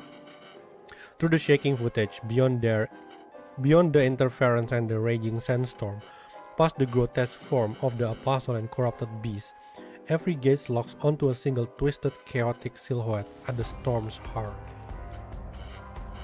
The Black Ring's signature red halo is burned deep into its shell, spreading cross-shaped patterns that look like both gaping wounds and bloody shackles. The figure moves with a slow, alternating gait, hand, foot, What should be an apparition, too horrific to behold, feels disturbingly familiar. It's a human, one that has just reclaimed towering skeletal remains. Contamination seeps outward like regenerating necrotic flesh, and at the core, the convergence of the Black Ring crimson light forms a pulsating heart. Through the electronic display, you can almost feel each beat reverberate through the ground. Your own heart begins to hammer wildly against your ribs. Your mouth falls open, and a smile spreads unbidden across your face. Despite the screen and the hundreds of miles between you, a call echoes deep within your skull. A voice, both profound and gentle, beckoning you to step through the image and meet it face to face. Is this an apostle of ashes? No, that's BR005. Chief? Hecate, we found her. Hela is there. The real Hela is there. We found her! The shadow of Hela wraps around your neck, pulling you forward as she dances in frantic excitement. You feel like you've never been closer to her, and even the stinging, corrosive sensation spreading through your body does nothing to dampen the shared, euphoric joy.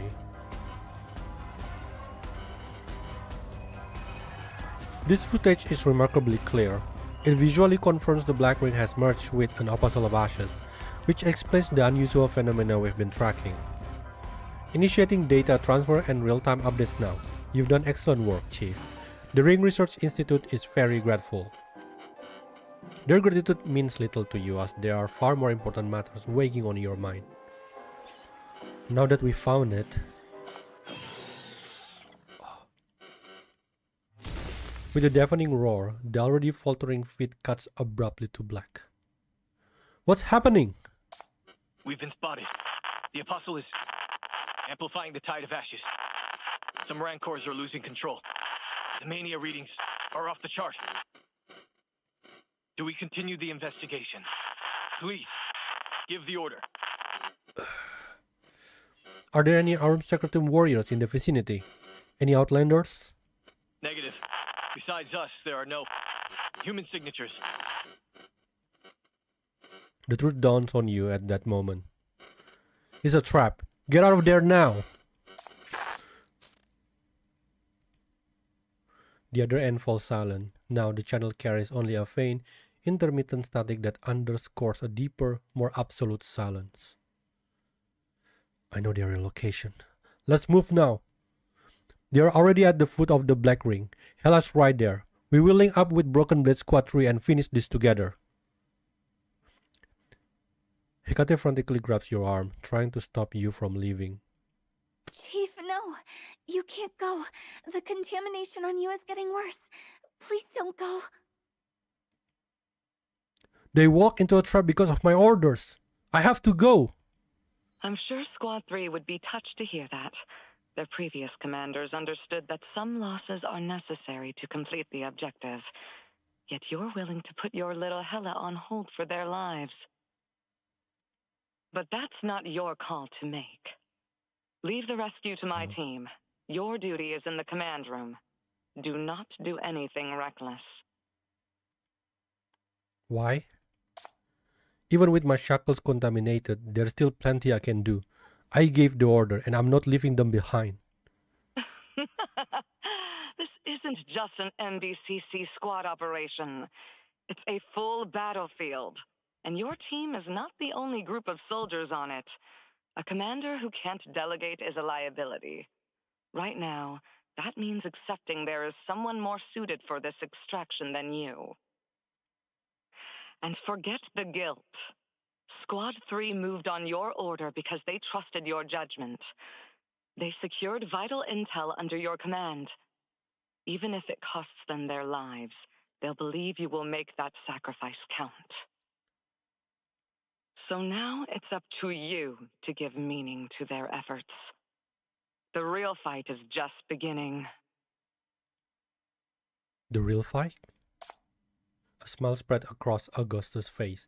She strolls to the sand table, plucks a single piece from the board, and holds it before you. Our enemy isn't foolish. Those outlanders dared to use the Black Ring as bait and successfully diverted the city's entire attention. Do you truly believe their endgame was a single investigation team? Think like them. If you held that advantage, wouldn't you press it to strike a decisive blow? You mean, could it be? Attention all combat personnel. This is FAC. We've detected a parcel of Ash's signatures inside this city. I repeat, we've detected a parcel of Ash's signatures inside this city. The city is under attack. All combat personnel to battle stations immediately. They're attacking this city. West District Outpost, W34 is reporting to multiple scattered contacts. We also have eyes on the suspicious entities west of the city, using the sandstorm as cover while advancing steadily. ETA to the urban area is 1 hour. Could their objective be? The Farland used BR-005 and the large-scale Apostle catastrophe to divert our attention, pulling our defenses toward FAC major anti-catastrophe barriers. That diversion allowed them to deploy elite units like you and infiltrate past our lines. Their primary target appears to be the West District. They've got some nerve, I'll give them that. The wild dogs that once hid behind the Apostle and Catastrophe now dare to bare their teeth. It appears a measure of cunning has finally overcome their foolishness. Time to move, Chief of Minos. The hero of this city has a choice to make. Your city is under attack, and I don't have your sentimental attachment to it. Your people need you, not me. So, what's it going to be? Chase the Black Ring to save your Hela? Or do your duty and defend your headquarters? Damn it. You grind your teeth. An ash storm of this magnitude will inevitably cause resonance in DC. A hard battle awaiting FAC. Compounding the crisis, the Shackle have left MBCC in a semi-paralyzed state. Even if you could leave the city to chase the Black Ring, you have no one to turn to except Augustus. But clearly she has other plans for you. You have no choice but to accept this arrangement. If you don't confront this crisis head-on, Hela won't be the only one to suffer. You understand this truth all too well. we can't lose Hecate also. The others in our accounting, yeah! Contact FSC for coordinated defense.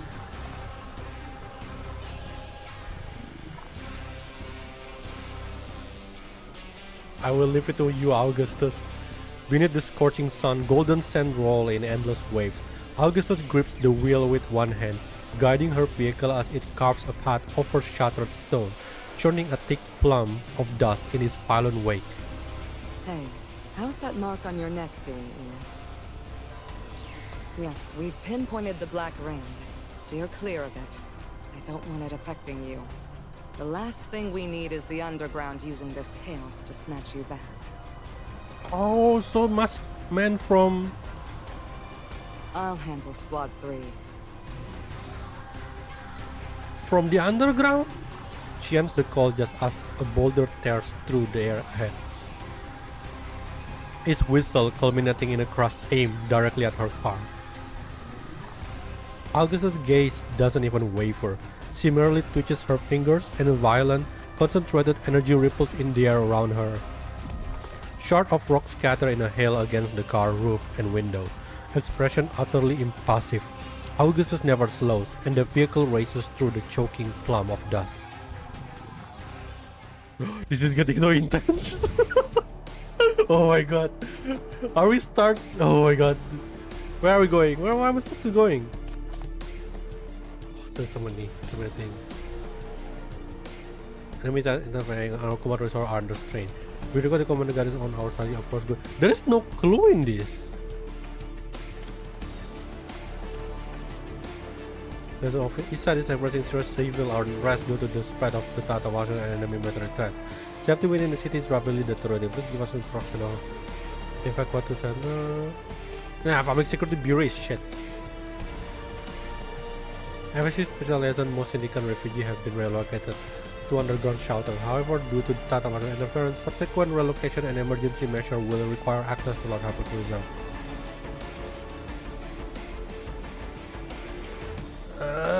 Do we even have? We need the hypercube.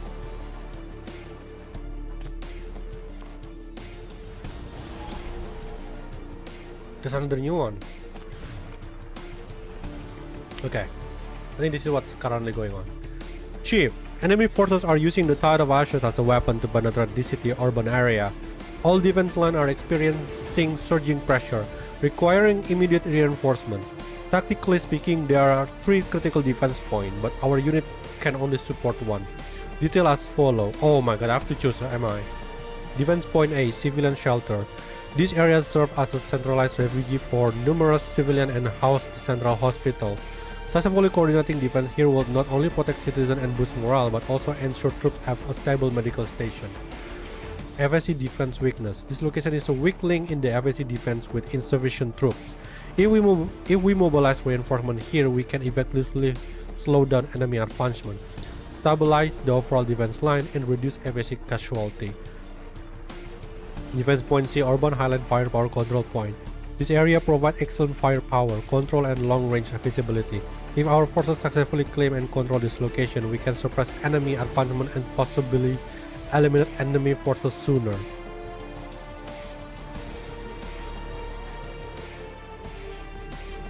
Huh? What was T-722? What do you mean? Is what T-721? What? I'm not sure what I'm talking about. Oh no! Which one that you should choose? Oh crap! Oh crap! Which one is it? What is this?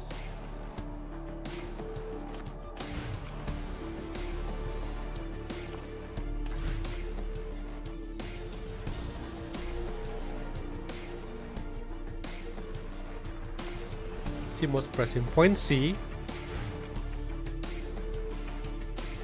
but point C weapon though. There's a lot of possible go to defense zone A at one of the shelter. I think B is more pressing because we can slow down things.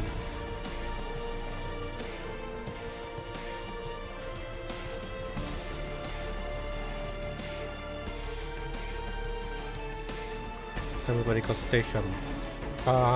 Maybe A, whatever. I don't care about A. I don't care about civilian. FSC casualty, control. You can get sooner. I go to B. I go to B. Kaiser visibility and forward control is important. Artillery and aircraft spotting, huh? C is heavy artillery. Do you guys want to pick the weapon one?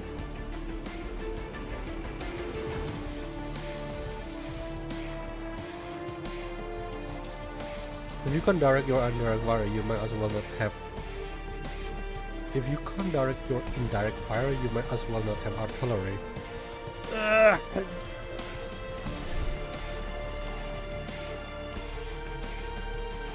You know what? I'm still gonna go B. I'm just gonna slow things down. Let's do this. My rhythm. We need army.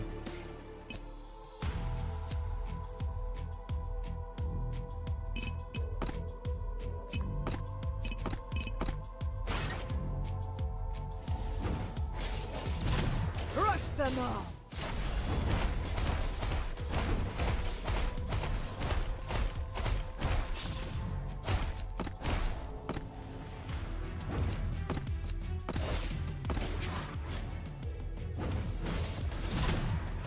ammo.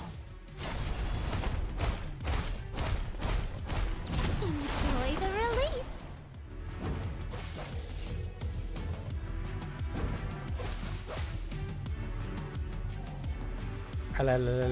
What's that?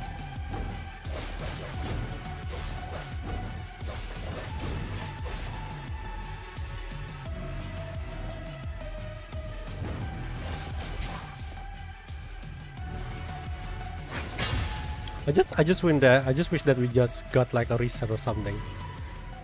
FC Battle Report: the total Russia has breached the city, estimated 100,000 civilians affected. FSC has established 3 primary and 17 secondary defensive line inside and outside the city. Frontline units are engaged in heavy combat against Corruptor, Alchemic Beast, and Apostle Swarm. 3 areas strength: 3,000 FSC personnel coordinating civilian evacuation and disaster relief with the public security bureau. FSC Command is deploying multiple reinforcement units from the DC defense zone. A vulnerability has been identified in the defensive line cluster. Enemy forces are massing toward this location. FSC mobile units have been deployed as an emergency reinforcement. FSC area patrol units assigned to shelter security have been retasked as additional reinforcement. Reinforcement FSC forces have arrived at designated coordinates. Total strength 1,700 personnel. The advanced forces in this area held for 5 hours before all were totaling 311 personnel. After the arrival of reinforcement, this vulnerable position has been temporarily stabilized. All killed? The city no longer recognizes front lines or safe zone. Ash drift like tide, swirling into plaza on the wind, shifting through the gaps between building and the husk of crumbling ruins. Familiar districts are suddenly plunged into chaos, pulsing with panic and unrest. Soldiers charging forward brush past terrified residents in flight. Gunfire can erupt from any alley without warning. War has swept through every corner like a squall screams. Pounding footsteps and desperate shouts rise and fall across the city as disorder and fear spread unchecked. Liaison officers, watch out!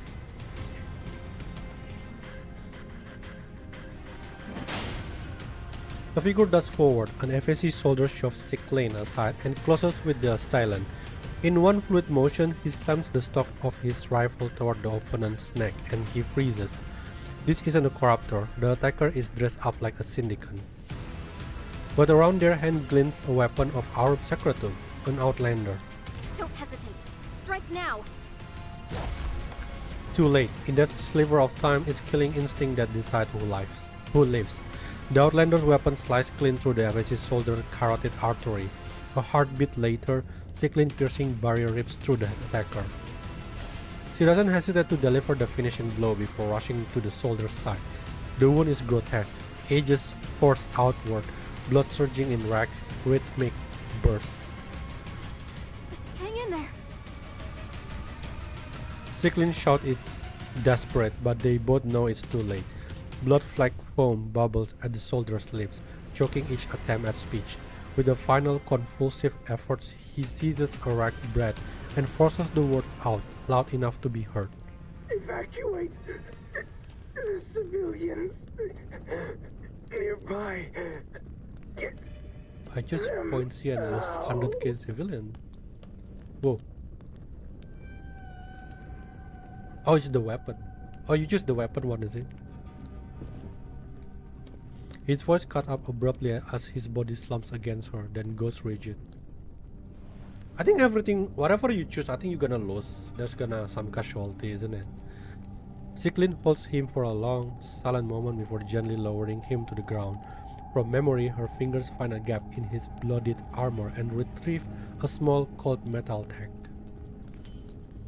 Name James Walker. July 12, NF90. How old is he? 10, 20, 25 for my wife and daughter and the city state. So FSC uses them too. The style was nearly identical to the old army tags, just like the pair her own parents left behind. If you knew how to kill, you wouldn't be dead now. The FAC soldiers really are amateurs. As he says this, Siklin carefully tucks away the dog tag and closes the soldier's eye. The fallen soldier's communication device rings. Siklin recognizes the encryption key as one from FAC headquarters, so she answers it. Area 282 is clear. I request permission to return to HQ and deliver my report. What is your weapon? Nothing can stop us. Yeah, the weapon is more important to you. Oh, huh? Hey, I can pick everything?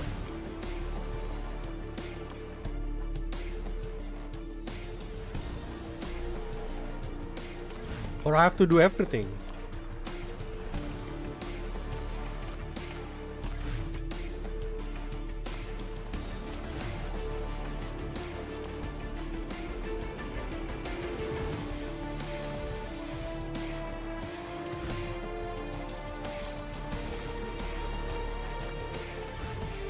Where? Corruptors! Monsters! Don't try to escape! I'm not sure what's going on. You choose, but I did choose, isn't it? I choose B. Why I have to do it again?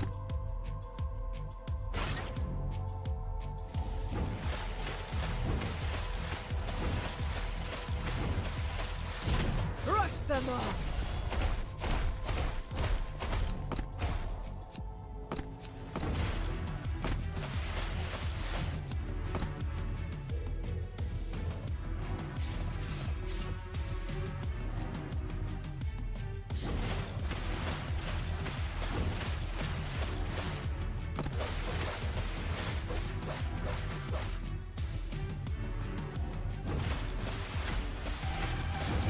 Crush them all!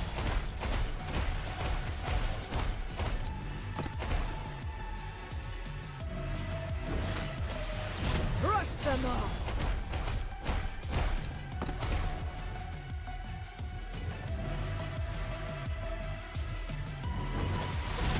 Crush them all!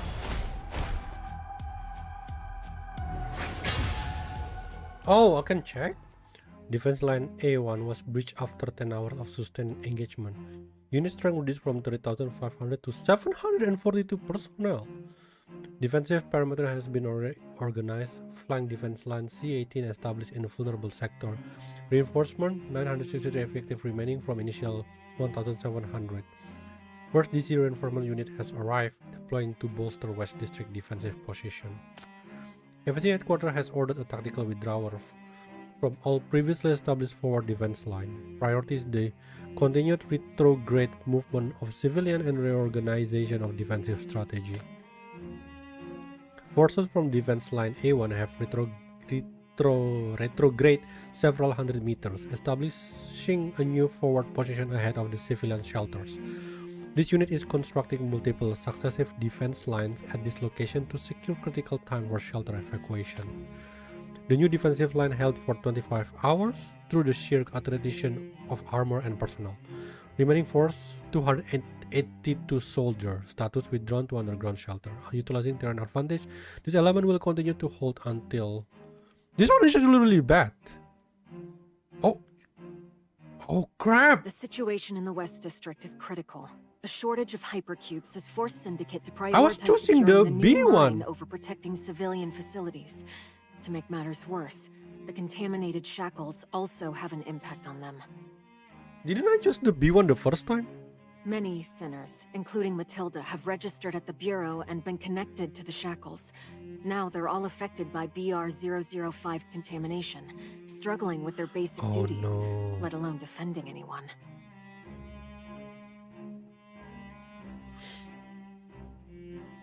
Who are you? Siklin. Siklin steps forward and salutes, her face a mass of powder-stained dust. Sir, I'm Siglin, Senior Wartime Liaison Officer from the 8th Division of Discord. General Augustus assigned me to assist with your battle operations. I finished visiting all FAC forward positions to provide comms upgrade assistance. Now, I request permission to deliver my report on personnel casualties across the board directly to you. Do you have some time now? I should warn you, sir. The details are extensive. Go ahead. I'm listening.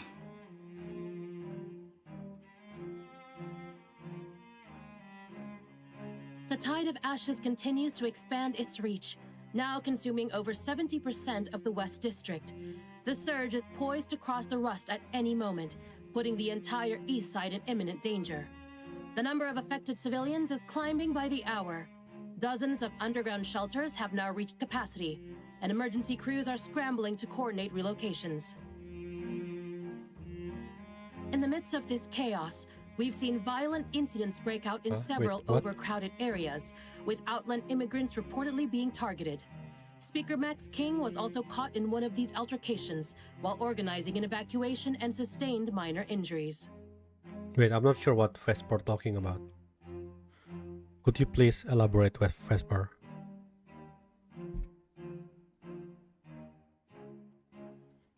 My brother's in there. He's still under the rubble. Somebody please help him. I'm begging you. It hurts. It's burning hot. Help me. Why is this happening?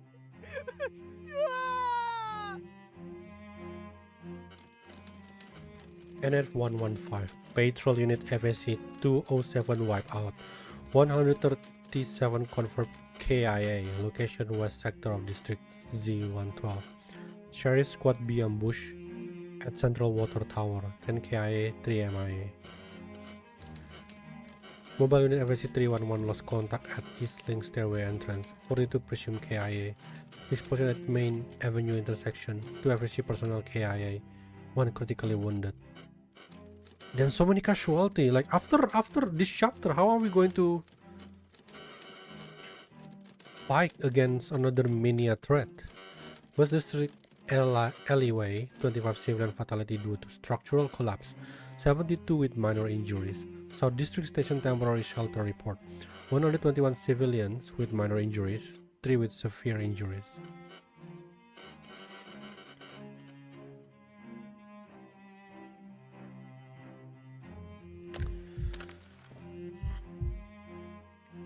The battle report terminal in your hand is screen shattered, yet casualty updates continue to flicker across the fractured display. Outside your office, the hallway echoes with a rising tide of commotion. More and more registered sinners are being affected by worsening contamination from the shackles. Rush to the embassy for emergency aid. The bureau has never been this chaotic. And you, the source of the contaminated shackles, are not immune either. The approaching BR-005 weighs on you, an immense pressure that churns the contamination within, making it surge relentlessly. The apostles are deliberately avoiding DC, which contradicts their nature. The evidence suggests the enemy is using BR-005 to deliberately restrain them. It seems that both the Farland and Fraser still fear BR-000. They don't dare let the apostle enter and risk triggering an uncontrollable change. Chief, you mustn't shoulder this burden alone. Your body can't withstand much more of this stress. Your knuckles bleach white around the terminals as the battle report flashes relentlessly. Each update sends the casualty count climbing. The situation still remains with projected parameters. Current events are proceeding with expected outcomes. It will be resolved. That's what you said. Yes, current events are still proceeding with expected outcomes. You don't need to worry. Has the FSC finally stabilized their defensive line? Do they have the strength to push the apostle out of the city? Regrettably, no. The FSC main forces are still committed to DC, struggling against the Tide of Ashes. Based on the current data, the confrontation line is continuing to advance deeper into the urban sectors. Are there any forces we can use to hit those city-states directly? Or do we have any means to strike them from the inside? Unfortunately, our intelligence networks and trade routes remain compromised. The enemy was exceptionally well prepared for this conflict. They have decisively seized the initiative. Then, is there a way to punch through their lines? Something to directly break BR-005, their tactical core? Targeting BR-005 will be the most efficient solution. I agree. We have confirmed its location, but it is now surrounded by a growing concentration of Apostle of Ashes. This black ring exerts a powerful attraction and control over the apostles. Broken Blade Squad's 3 previous approach was, in fact, designed by the enemy. They are not likely to give us another such opportunity. The mechanical triangle parries each solution you can think of with a calm, methodical precision, utterly devoid of anxiety. I just remembered, you had another method before. 2 years ago with BR002, the person behind you proposed a plan. I would enter the black ring, find the corpse-born, and act as a beacon. That way you could fire the high energy rolls and turn both the enemy and me into ash. What? Now I can't enter the black ring, but there is someone inside, marked by the shackles, and she's probably close to the core. Are you considering using that on her? Hell no! I dare you at 001. You want to use me to locate Hela and then gamble that a lock-on strike through her will break BR005 core? Is that it? Chief, please try to remain calm. Your contamination levels are spiking, and I would advise against swatting at me. Excessive motion compromises my treatment efficacy.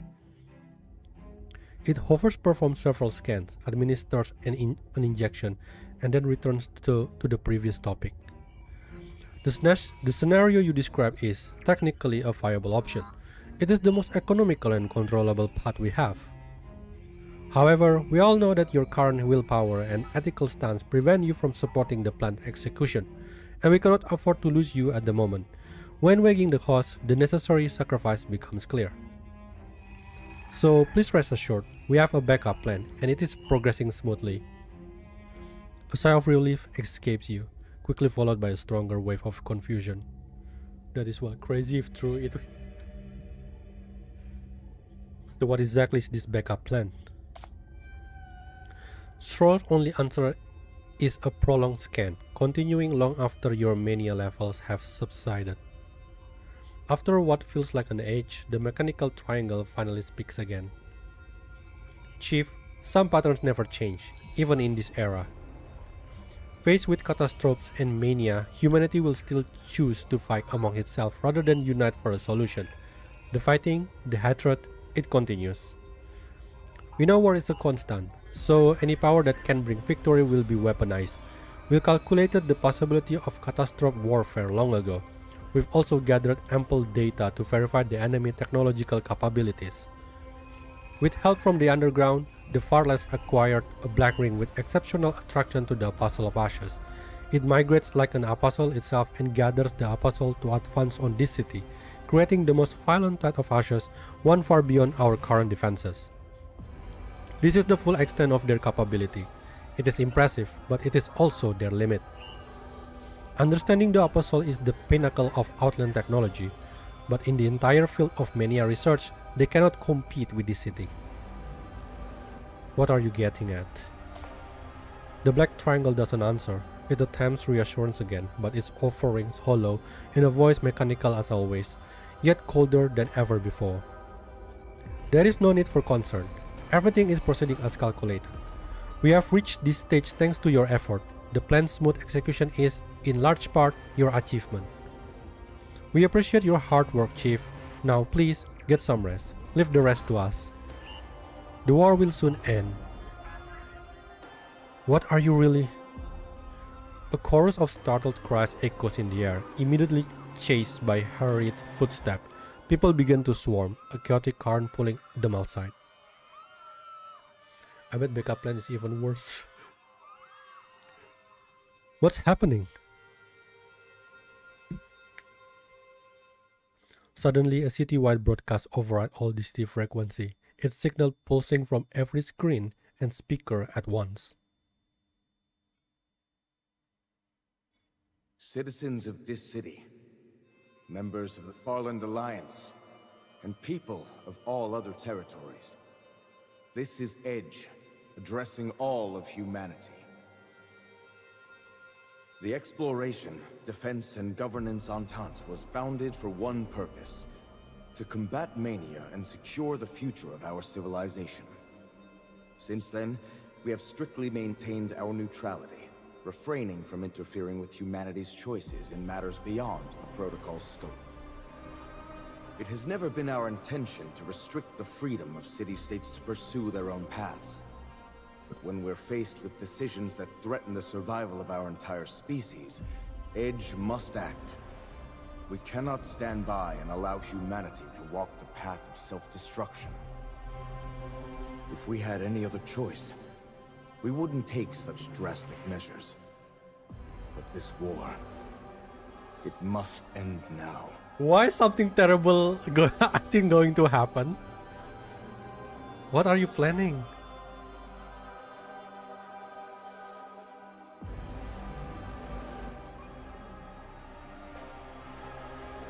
A Senate order, routed through the Mania dark web, drops like a bomb, shocking everyone. Our city-state is under anomalous attack. All offensive operations cease immediately. Prioritize defensive measures. Communication channels are severely compromised. All units hold position until repairs are complete.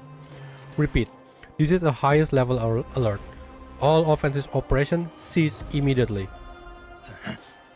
Those this city bastards! Because it's Edge. Yeah, operation.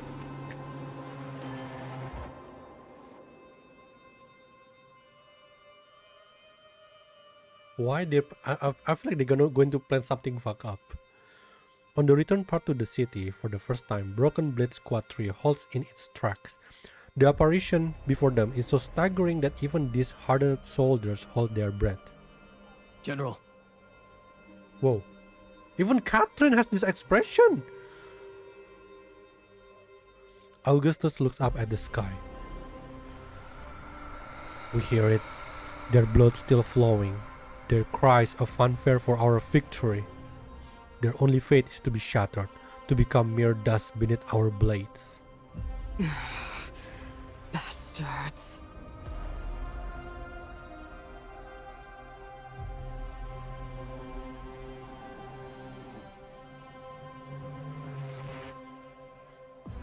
You exit the bureau and step into an open area. What happened to the sky? I want to see.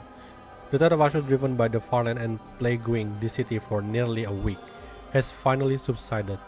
As the sandstorm weakens and the dust settles, the sky becomes clearly visible again. Oh. What is that? It's a weapon. We use it to maintain peace. A necessary measure in the face of calamity. Oh, is it the Gundam? 9 years ago, a similar scenario once played out. It seems that human nature is truly constant.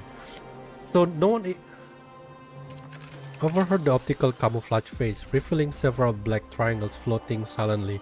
They pulse with a soft blue light, their energy connecting to form a massive barrier. At the center of this barrier, a massive shadow is imprisoned, a distorted sigh all too familiar to you.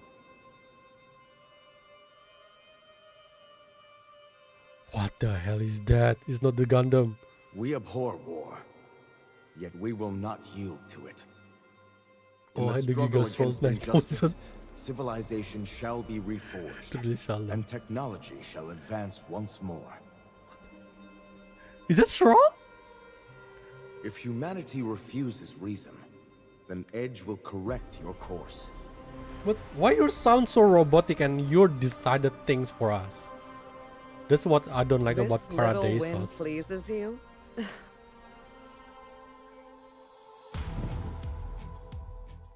Oh, thank God, still moving on. God damn, this is getting so good! Holy shit! This is amazing. Oh, there's a lot here. God damn. Okay. Chief, things aren't looking so good. The Allied forces at the defense line bridge have almost been completely wiped out. Fortunately, we step in just in time. At least the advanced unit here gets some fresh supply and a short break. Defending this urban area will sure be a tough battle. We need to deal with Mania from the Tide of Ashes and many entities controlled by the enemy at the same time. Casualties? Don't worry about it. Well, if you insist, my unit lost 70 soldiers, while the advanced unit suffered 311 losses. Don't blame yourself, Chief. You made the right call. We've successfully held back the first wave of the Tide of Ashes. As a commander, you counting with your heart. Better Hearted 3A1, FSC dead. City defense line safeguard. Oh, this is my first choice. This is my second one, I think. Chief, although our defense line have successfully delayed the enemy advance, the Tide of Ashes has penetrated into the urban area, and its influence can no longer be contained. We must immediately abandon the old defensive position and establish a new defense plan.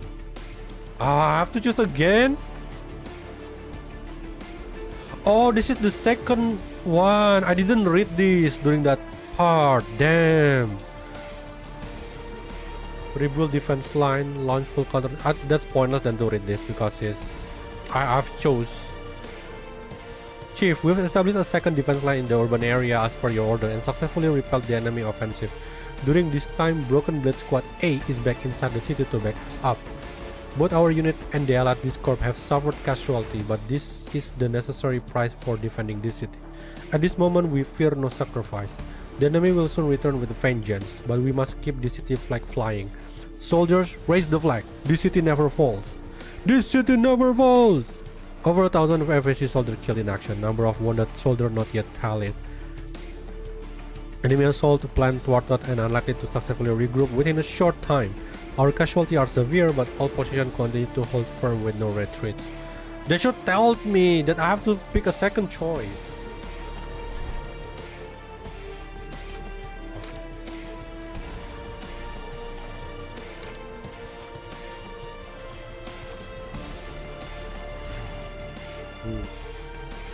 After Paradiso 03 announced the threat of BR 003, Bosa agreed to a ceasefire. Oh, this is the one that they use for 003? Keep up! Don't fall behind! I love this so much. Crazy strategy B. Scene 6. On August 11, the Tide of Ashes launched by the Farland has halted its advance, and the assassins infiltrating the city have ceased their attacks. With edge deterrence taking effect, the city has gained a crucial respite to reorganize its defenses and attend to its citizens. During this lull, a Farland sinner and Aurum Secretum warrior named Selina is transported by a Nirvana port troop directly into the custody of the Minus Bureau of Crisis Control. Oh, it's the one with the what do you call it? The blindfold something. Outside the prisoner's cell, Elvira stands watch alongside the stern guards. When you rush over, she jumps with surprise, perhaps scared by Hela behind you or from dread of your current demeanor. Chief, are you all right? Where's Hecate? Where is she? She's inside. The sedative hasn't fully worn off yet. She just woke up. Oh, I thought we were asking about Hecate. We were asking about the sinner. You enter the detention room alone and lock the door behind you.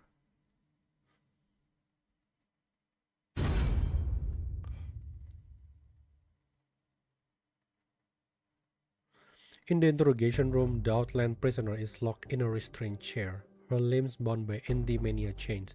A wall of specially designed, blast-proof one-way glass divides the space between you, supposedly to guard you against her resentful aggression, though you suspect its true purpose is to protect her from you. Why you've never used this kind of interrogation room on any other interrogation? She sends your entry, a subtle shift in the air, and lifts her head. Though blindfolded, she seems to stare directly through the obscuring glass, seeking your gaze. So this city's commander is nothing but a cowering mutt, too scared to even leave the kennel. Where's your camp? I forgot.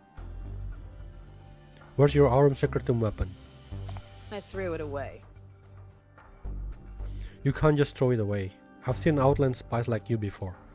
Aurum Secretum is a part of you, bonded to your mania. Activate your power and summon it now. You deceived the Apostle of Ashes with it, didn't you? Is it connected to BR005?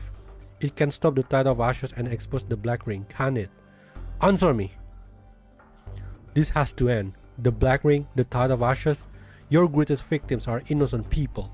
Civilians, they are never part of this fight. They have no stake in the war. The elderly, children, countless people who can't even defend themselves. This is pointless. Their deaths are meaningless. That's rich. You get caught in an ash storm and suddenly it's my fault? This is the Nightfall era. Catastrophes happen.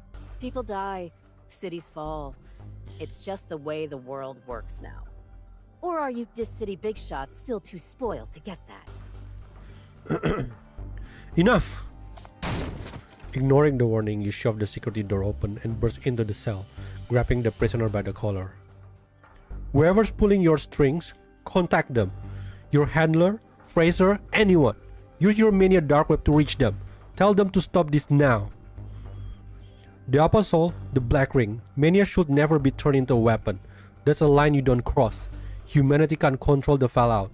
If this continues, if catastrophes start spiraling out of control across the globe, none of you will be left to pick up the pieces. You will burn with the rest of us.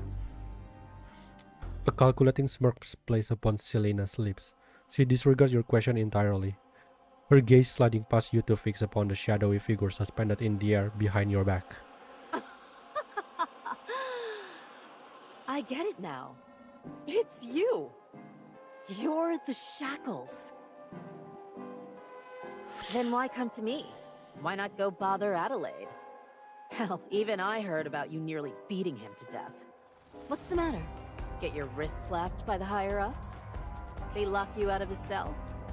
Is that why you're down here wasting your time with a nobody like me? I just on Reddit the next two string are female and male. There is a male voice in a sneak peek video. It could be Scarface. Or did you finally finish the job? Aren't you a piece of work?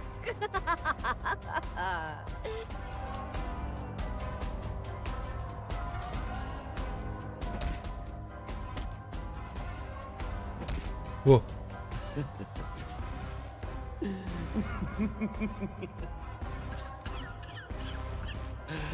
Oh, that's right.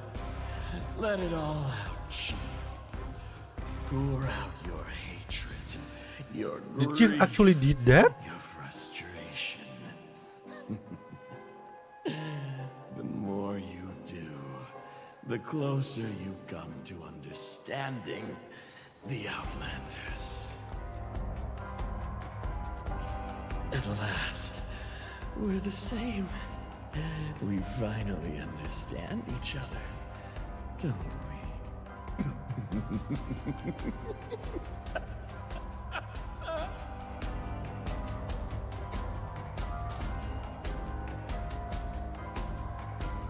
That man's laughter echoes in your mind, a tone deliberately crafted to shatter your control. The mere memory of it sends a surge of fury through you, stirring the mania within until it threatens to spill over. Selena watches, a smirk playing on her lips, visibly satisfied with her provocation. Don't act so surprised. What citizen of this city doesn't have my people's blood on their hands? This entire city is built on our bones. You don't need a reason to kill us. You never have. And civilian? That's a convenient word. In a city this size, how can you possibly know who's not involved? Maybe they're not fighting today, but what about tomorrow? Every war criminal was somebody's innocent child once upon a time. Weren't they? You glare at her, meeting a gaze of burning, pitch-black fury.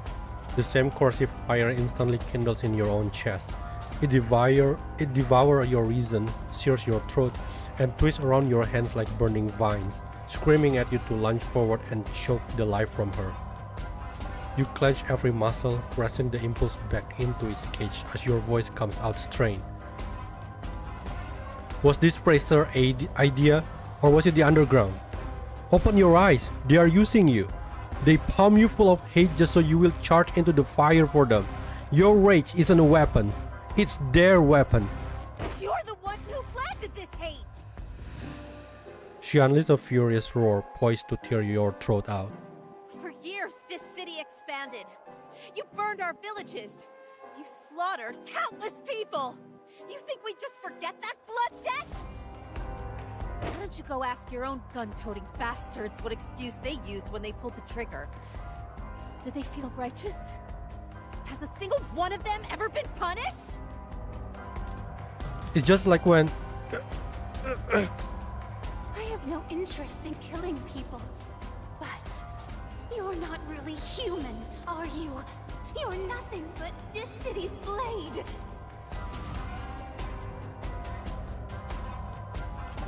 before you can form a response, a surge of contamination lances through you, piercing your mind with a painful memory, mistaking your pain hesitation for doubt. The prisoner barks a laugh. She leans in, pressing her advantage, and unleashes a torrent of bitterness stored since the day of her capture. You get to live in luxury by sucking us dry. And you have the nerve to talk to me about what's right?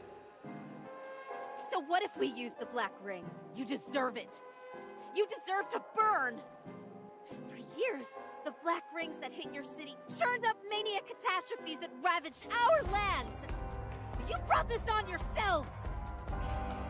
And don't you dare act innocent. You've used them too. Look at that damn sky and tell me I'm lying.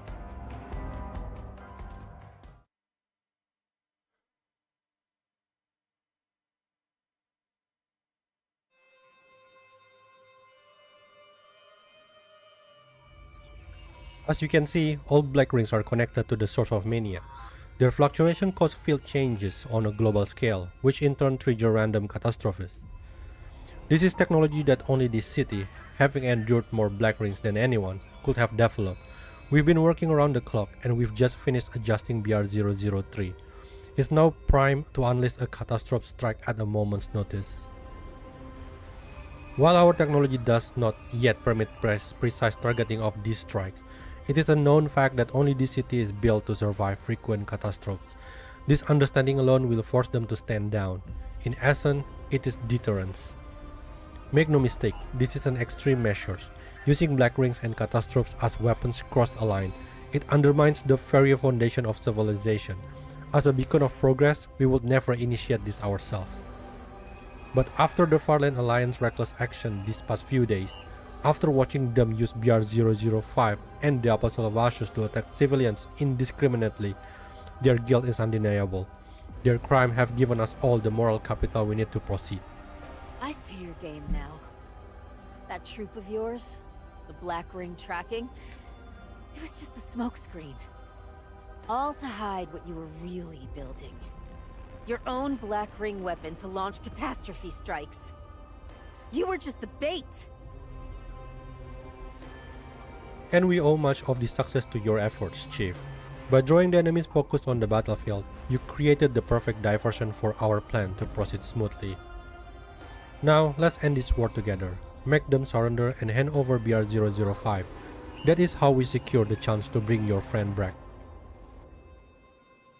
Countless voices echo in your skull, intensifying your headache into agony. You stagger back, pressing your palms to your temples. But the clamor only grows louder. You reach for Hela, seeking an anchor, but her form shivered and warps. Mania has poisoned your perception. She recedes into a haze, while the laughter of your enemy rings out, clear and terrifyingly close. Enemy. Her presence is an immense weight, and now every word she speaks is a needle driven into your mind, threatening to shatter your will completely. Let me brighten your day even more. It was the Black Ring that guided us here. Führer's will that summoned the Apostles to destroy you all. We followed this revelation, so we know the truth. That thing following you around? It's not the brat you know. It's a phantom. A piece of the Black Ring itself, breathing with Führer's will. It didn't come to you because it missed you. You've been cursed by the Black Ring! And you Dis-City dogs get what you deserve! As for that sinner brat... the Black Ring spared her life because she's awakened. She sees the truth now. She knows who fights for real justice. She's with us. She only sought you out to kill you, because you're her ticket to redemption for the sin of being born here. Look at you. You're already a corpse. the curse she placed on you. The contamination will consume your life, rot you until you die. Do you hear me? She came here to kill you! Oh, you really get off on killing your own kind, don't you? Do we shackle her?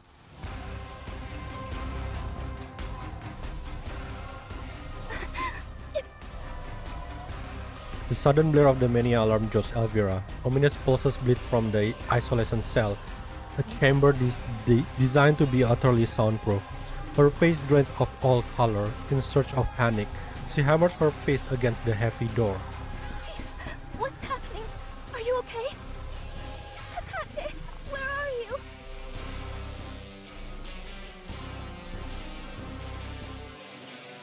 On the other side, you have the prisoner pinned. Your hands lock around her throat, driving her down into the interrogation chair.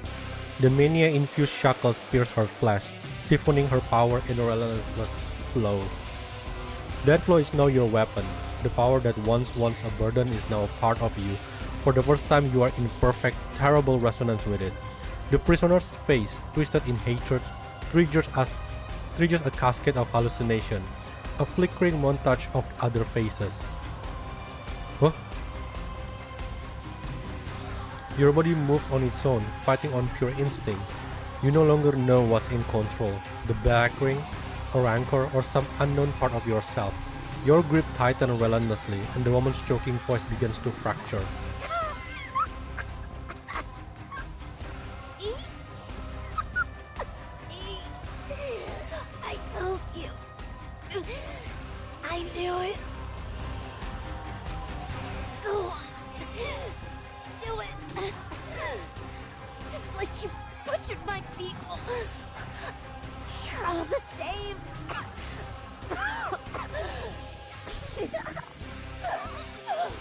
All the same. Her voice gradually falters. Look around this. See it all. Black ring. Let your gaze fall upon him. The contaminated shackles compel your hands to squeeze harder until a figure lunges forward and grabs your arms, as if trying to stop you. Hela?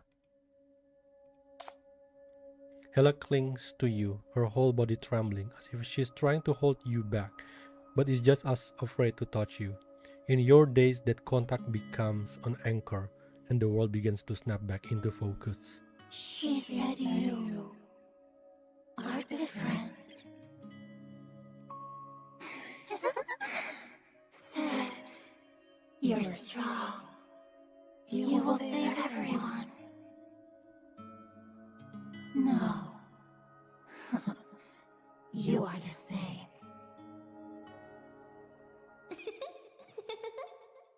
That face suddenly lifts and draws near. Two pitch black eye sockets so close they feel like they're about to swallow you whole. And you see it. She's smiling. You're just like them.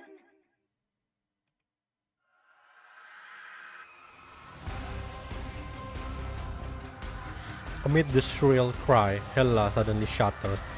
The little arms wrapped around you burst into hellfire, sprouting countless tentacles studded with weeping blood eyes and grotesque grinning mouths. Countless departed souls roar, threatening to tear you apart and devour you. And in the chaos, you glimpse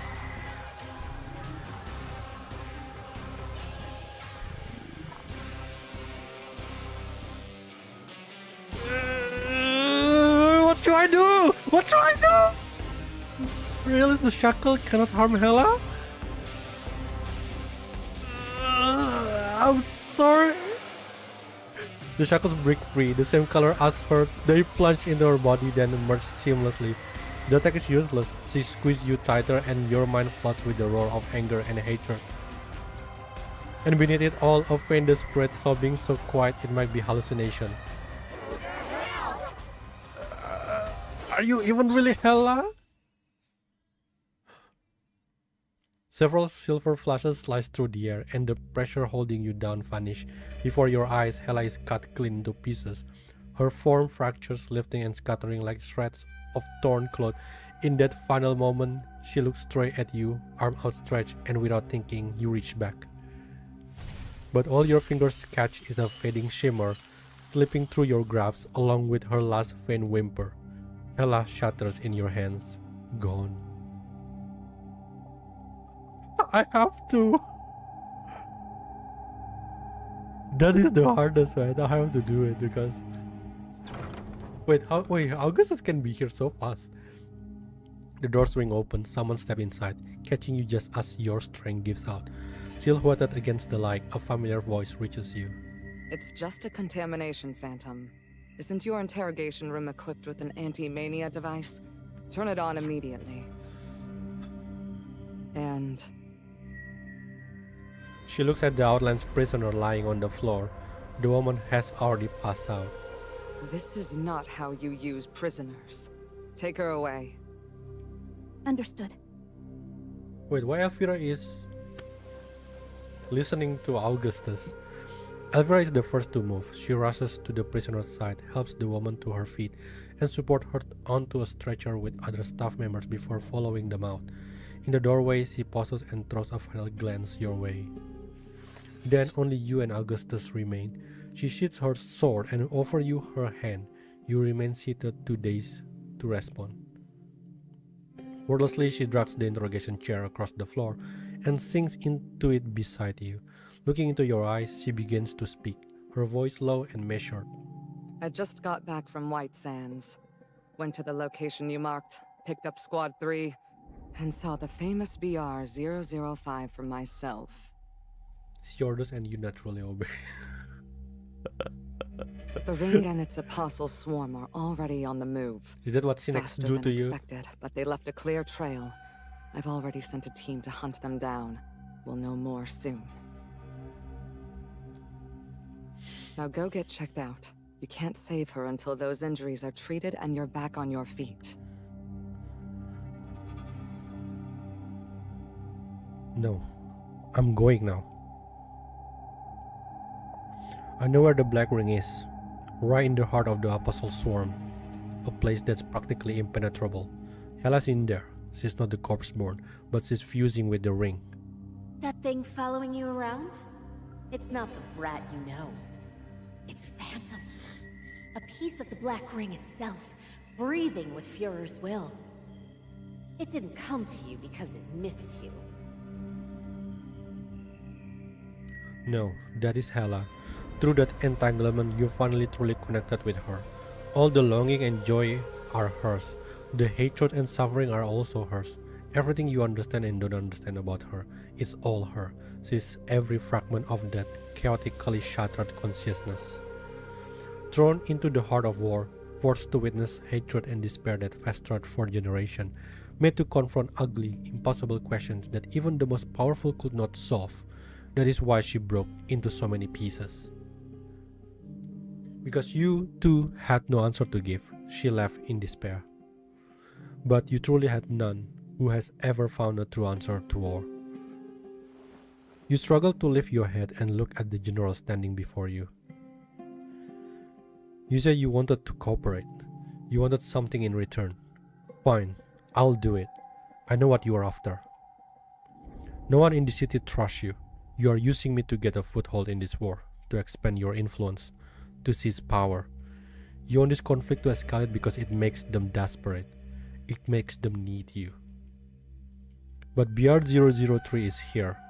Edge will take over, and your plan falls apart again. Wait, so that was BR-003? So the one that in the sky is BR-003? No wonder that they are just kind of like classified. So use me. Let's take on the Black Ring together. You pick the target, I'll follow. Use me however you need. I just want her back. I'm out of time. I can't wait any longer. Did you hear him? Did you hear that? He said it. He means it. Resolute in conviction, willing to die. Death row passion and courage, murderous rage and determination. Let him join us. Let him fight. Fight for you. He will be one of us. We want him. We want him. We want him. Augustus listened silently to every voice, every will thirsting for battle, and then her scabbard strikes the floor with sudden force, a sharp command for silence that shears your words short. Silence floats the cell. Augustus stands with both hands resting on her sword, looming over you from the shadows, her voice heavy with undeniable authority. I picked you for a reason. I saw your potential. You despise war, but for someone you care about, you dragged your half-dead body onto the field and fought with your life. That kind of resolve, it's rare. I knew that raw material would forge an exceptional soldier. My kind of soldier. So I indulged you. I helped you. I was shaping you to fight by my side. But now, I've changed my mind. See? Why? If your goal is to cross the Outlands, you need me. My power is the only weapon that can counter their Black Ring. So why turn it down now? I thought you were different from them. Those cowards too scared to use you. She listened to your words with complete indifference. Loyalty isn't something I lack, and I have no shortage of weapons at my command. What I want is a warrior with an unbreakable will. Someone who can stare into the abyss and still find a reason to fight. I can be that warrior. You may be capable now, but answer me this. Whoa. Suppose I grant your wish. I give you my resources and my power, take you to the front lines, and let you give everything you have to save this person you care for. And you do. You push beyond your limits. You leave nothing on the field. But you still fail, and that child dies. What would you do then?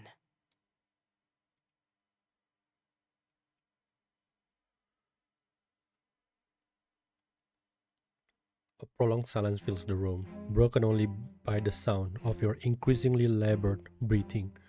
She showed you that image only a moment ago, and yet you are already desperately trying to forget it. Why? Can't find your answer? Or do you simply refuse to think that far? Death is a constant on the battlefield. Loss is routine. Not only could you fail to save her, but your desperate charge could get countless others killed. You could sacrifice everything and gain absolutely nothing. That outcome is far more common than you think. So I want you to imagine that moment.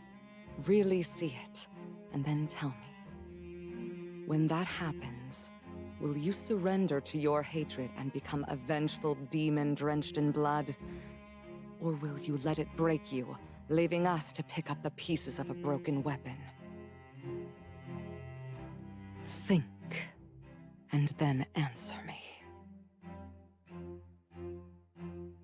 I won't let it. I won't let that happen.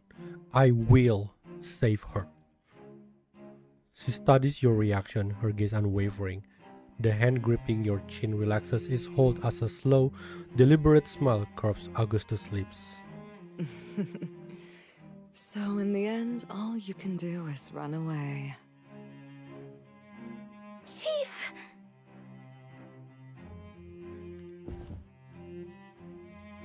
Hecate bursts in and catches you just as you collapse, probably sent by Elvira. Augustus takes the distraction as her cue to let go, rising to her feet and stepping back. Wait! Don't you dare judge me. I'm taking this seriously. I will... You try to stop her, moving on instinct as you summon your shackles to block her path, but the contamination that seeps out with them drains what little strength you have left. Augustus looks down at your struggle, her expression unreadable. Whether it's contempt and pity, you cannot tell. I don't need mindless killers. Raw power alone is worthless to me. I want soldiers who will hold the line, who will keep fighting until their very last breath. Warriors who never break, no matter how hellish it gets. But that's not you. The reason you fight is far too frail. Stay back. This war is no place for you.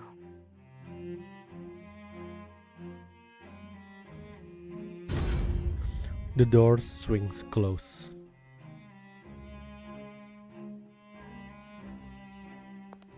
Without another word, she strides out of the interrogation room. Her deputy is waiting outside, and they depart together under the gazes of nervous onlookers.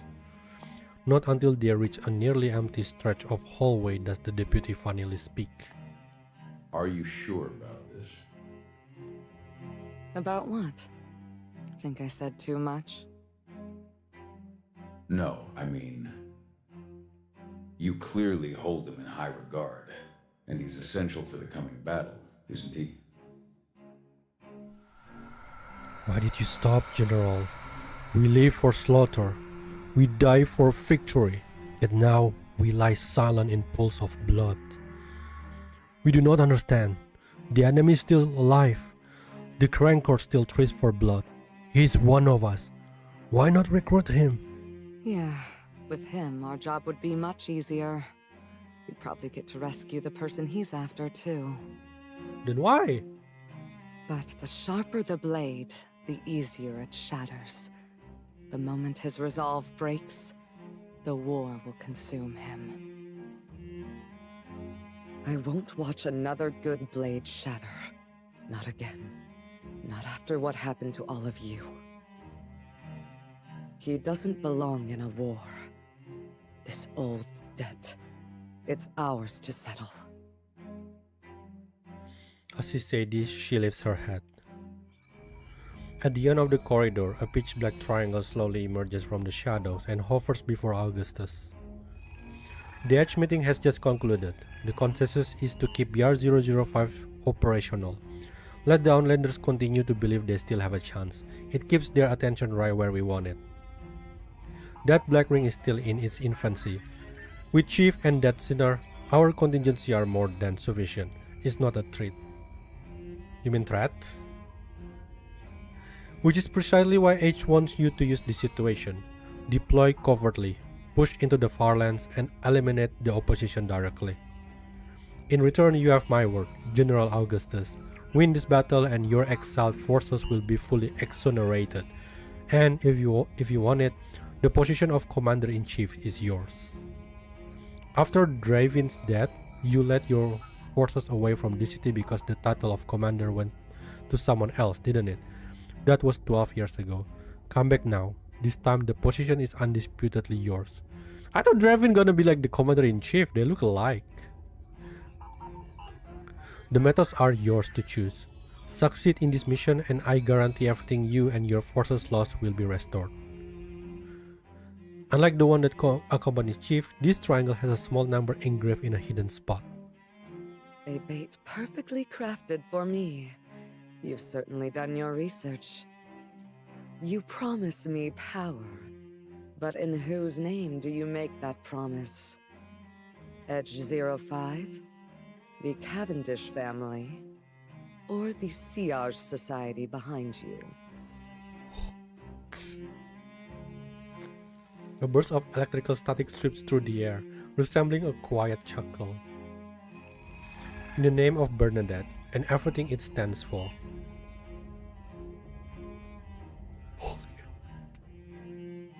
We've received a message from the Mania Dark Web. The Senate is on edge. They're demanding to speak with you. Lieutenant Colonel, do you?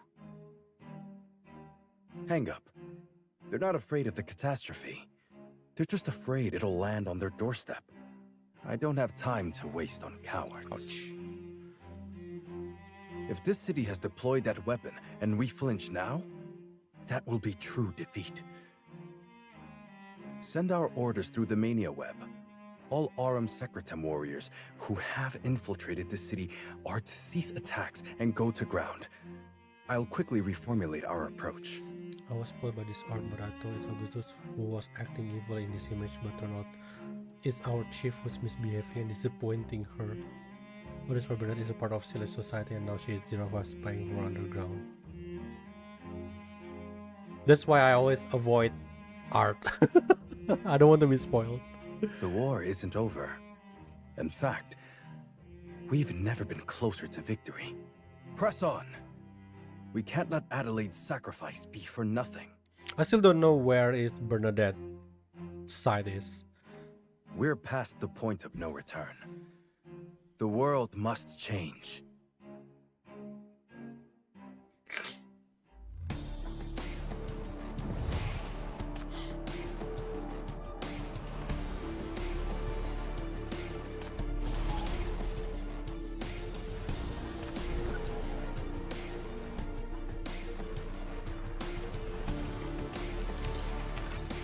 Oh, we are 003.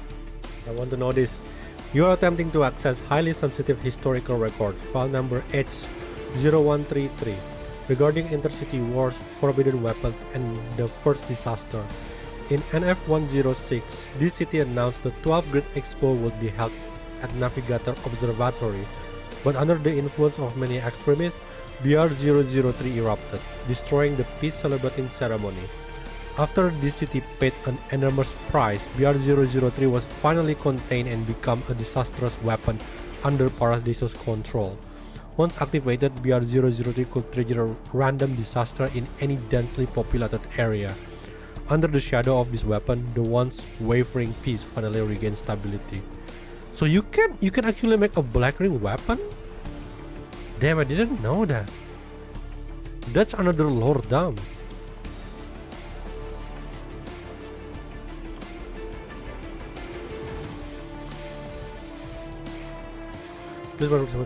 Oh, is it done?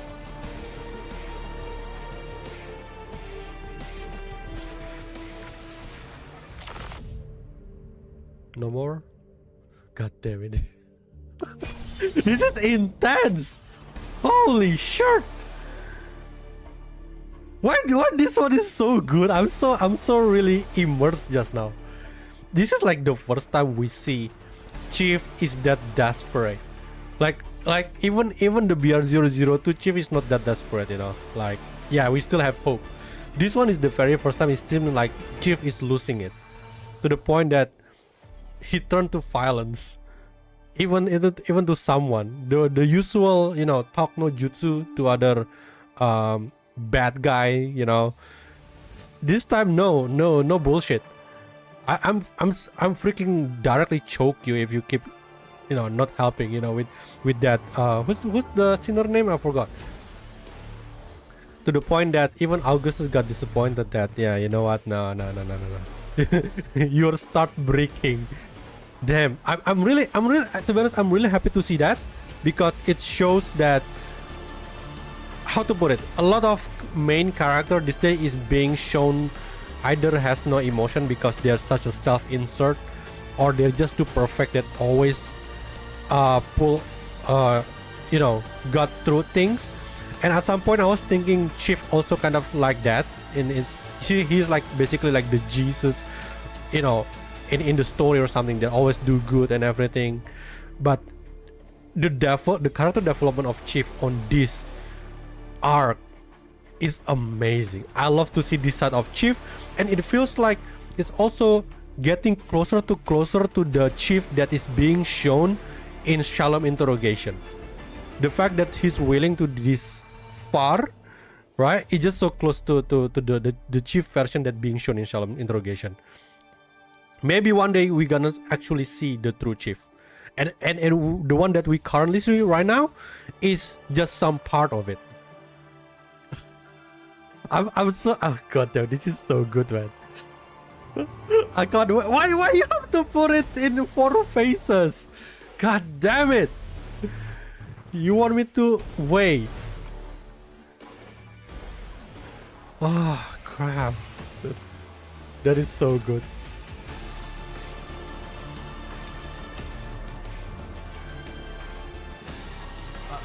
I need to digest this, yeah.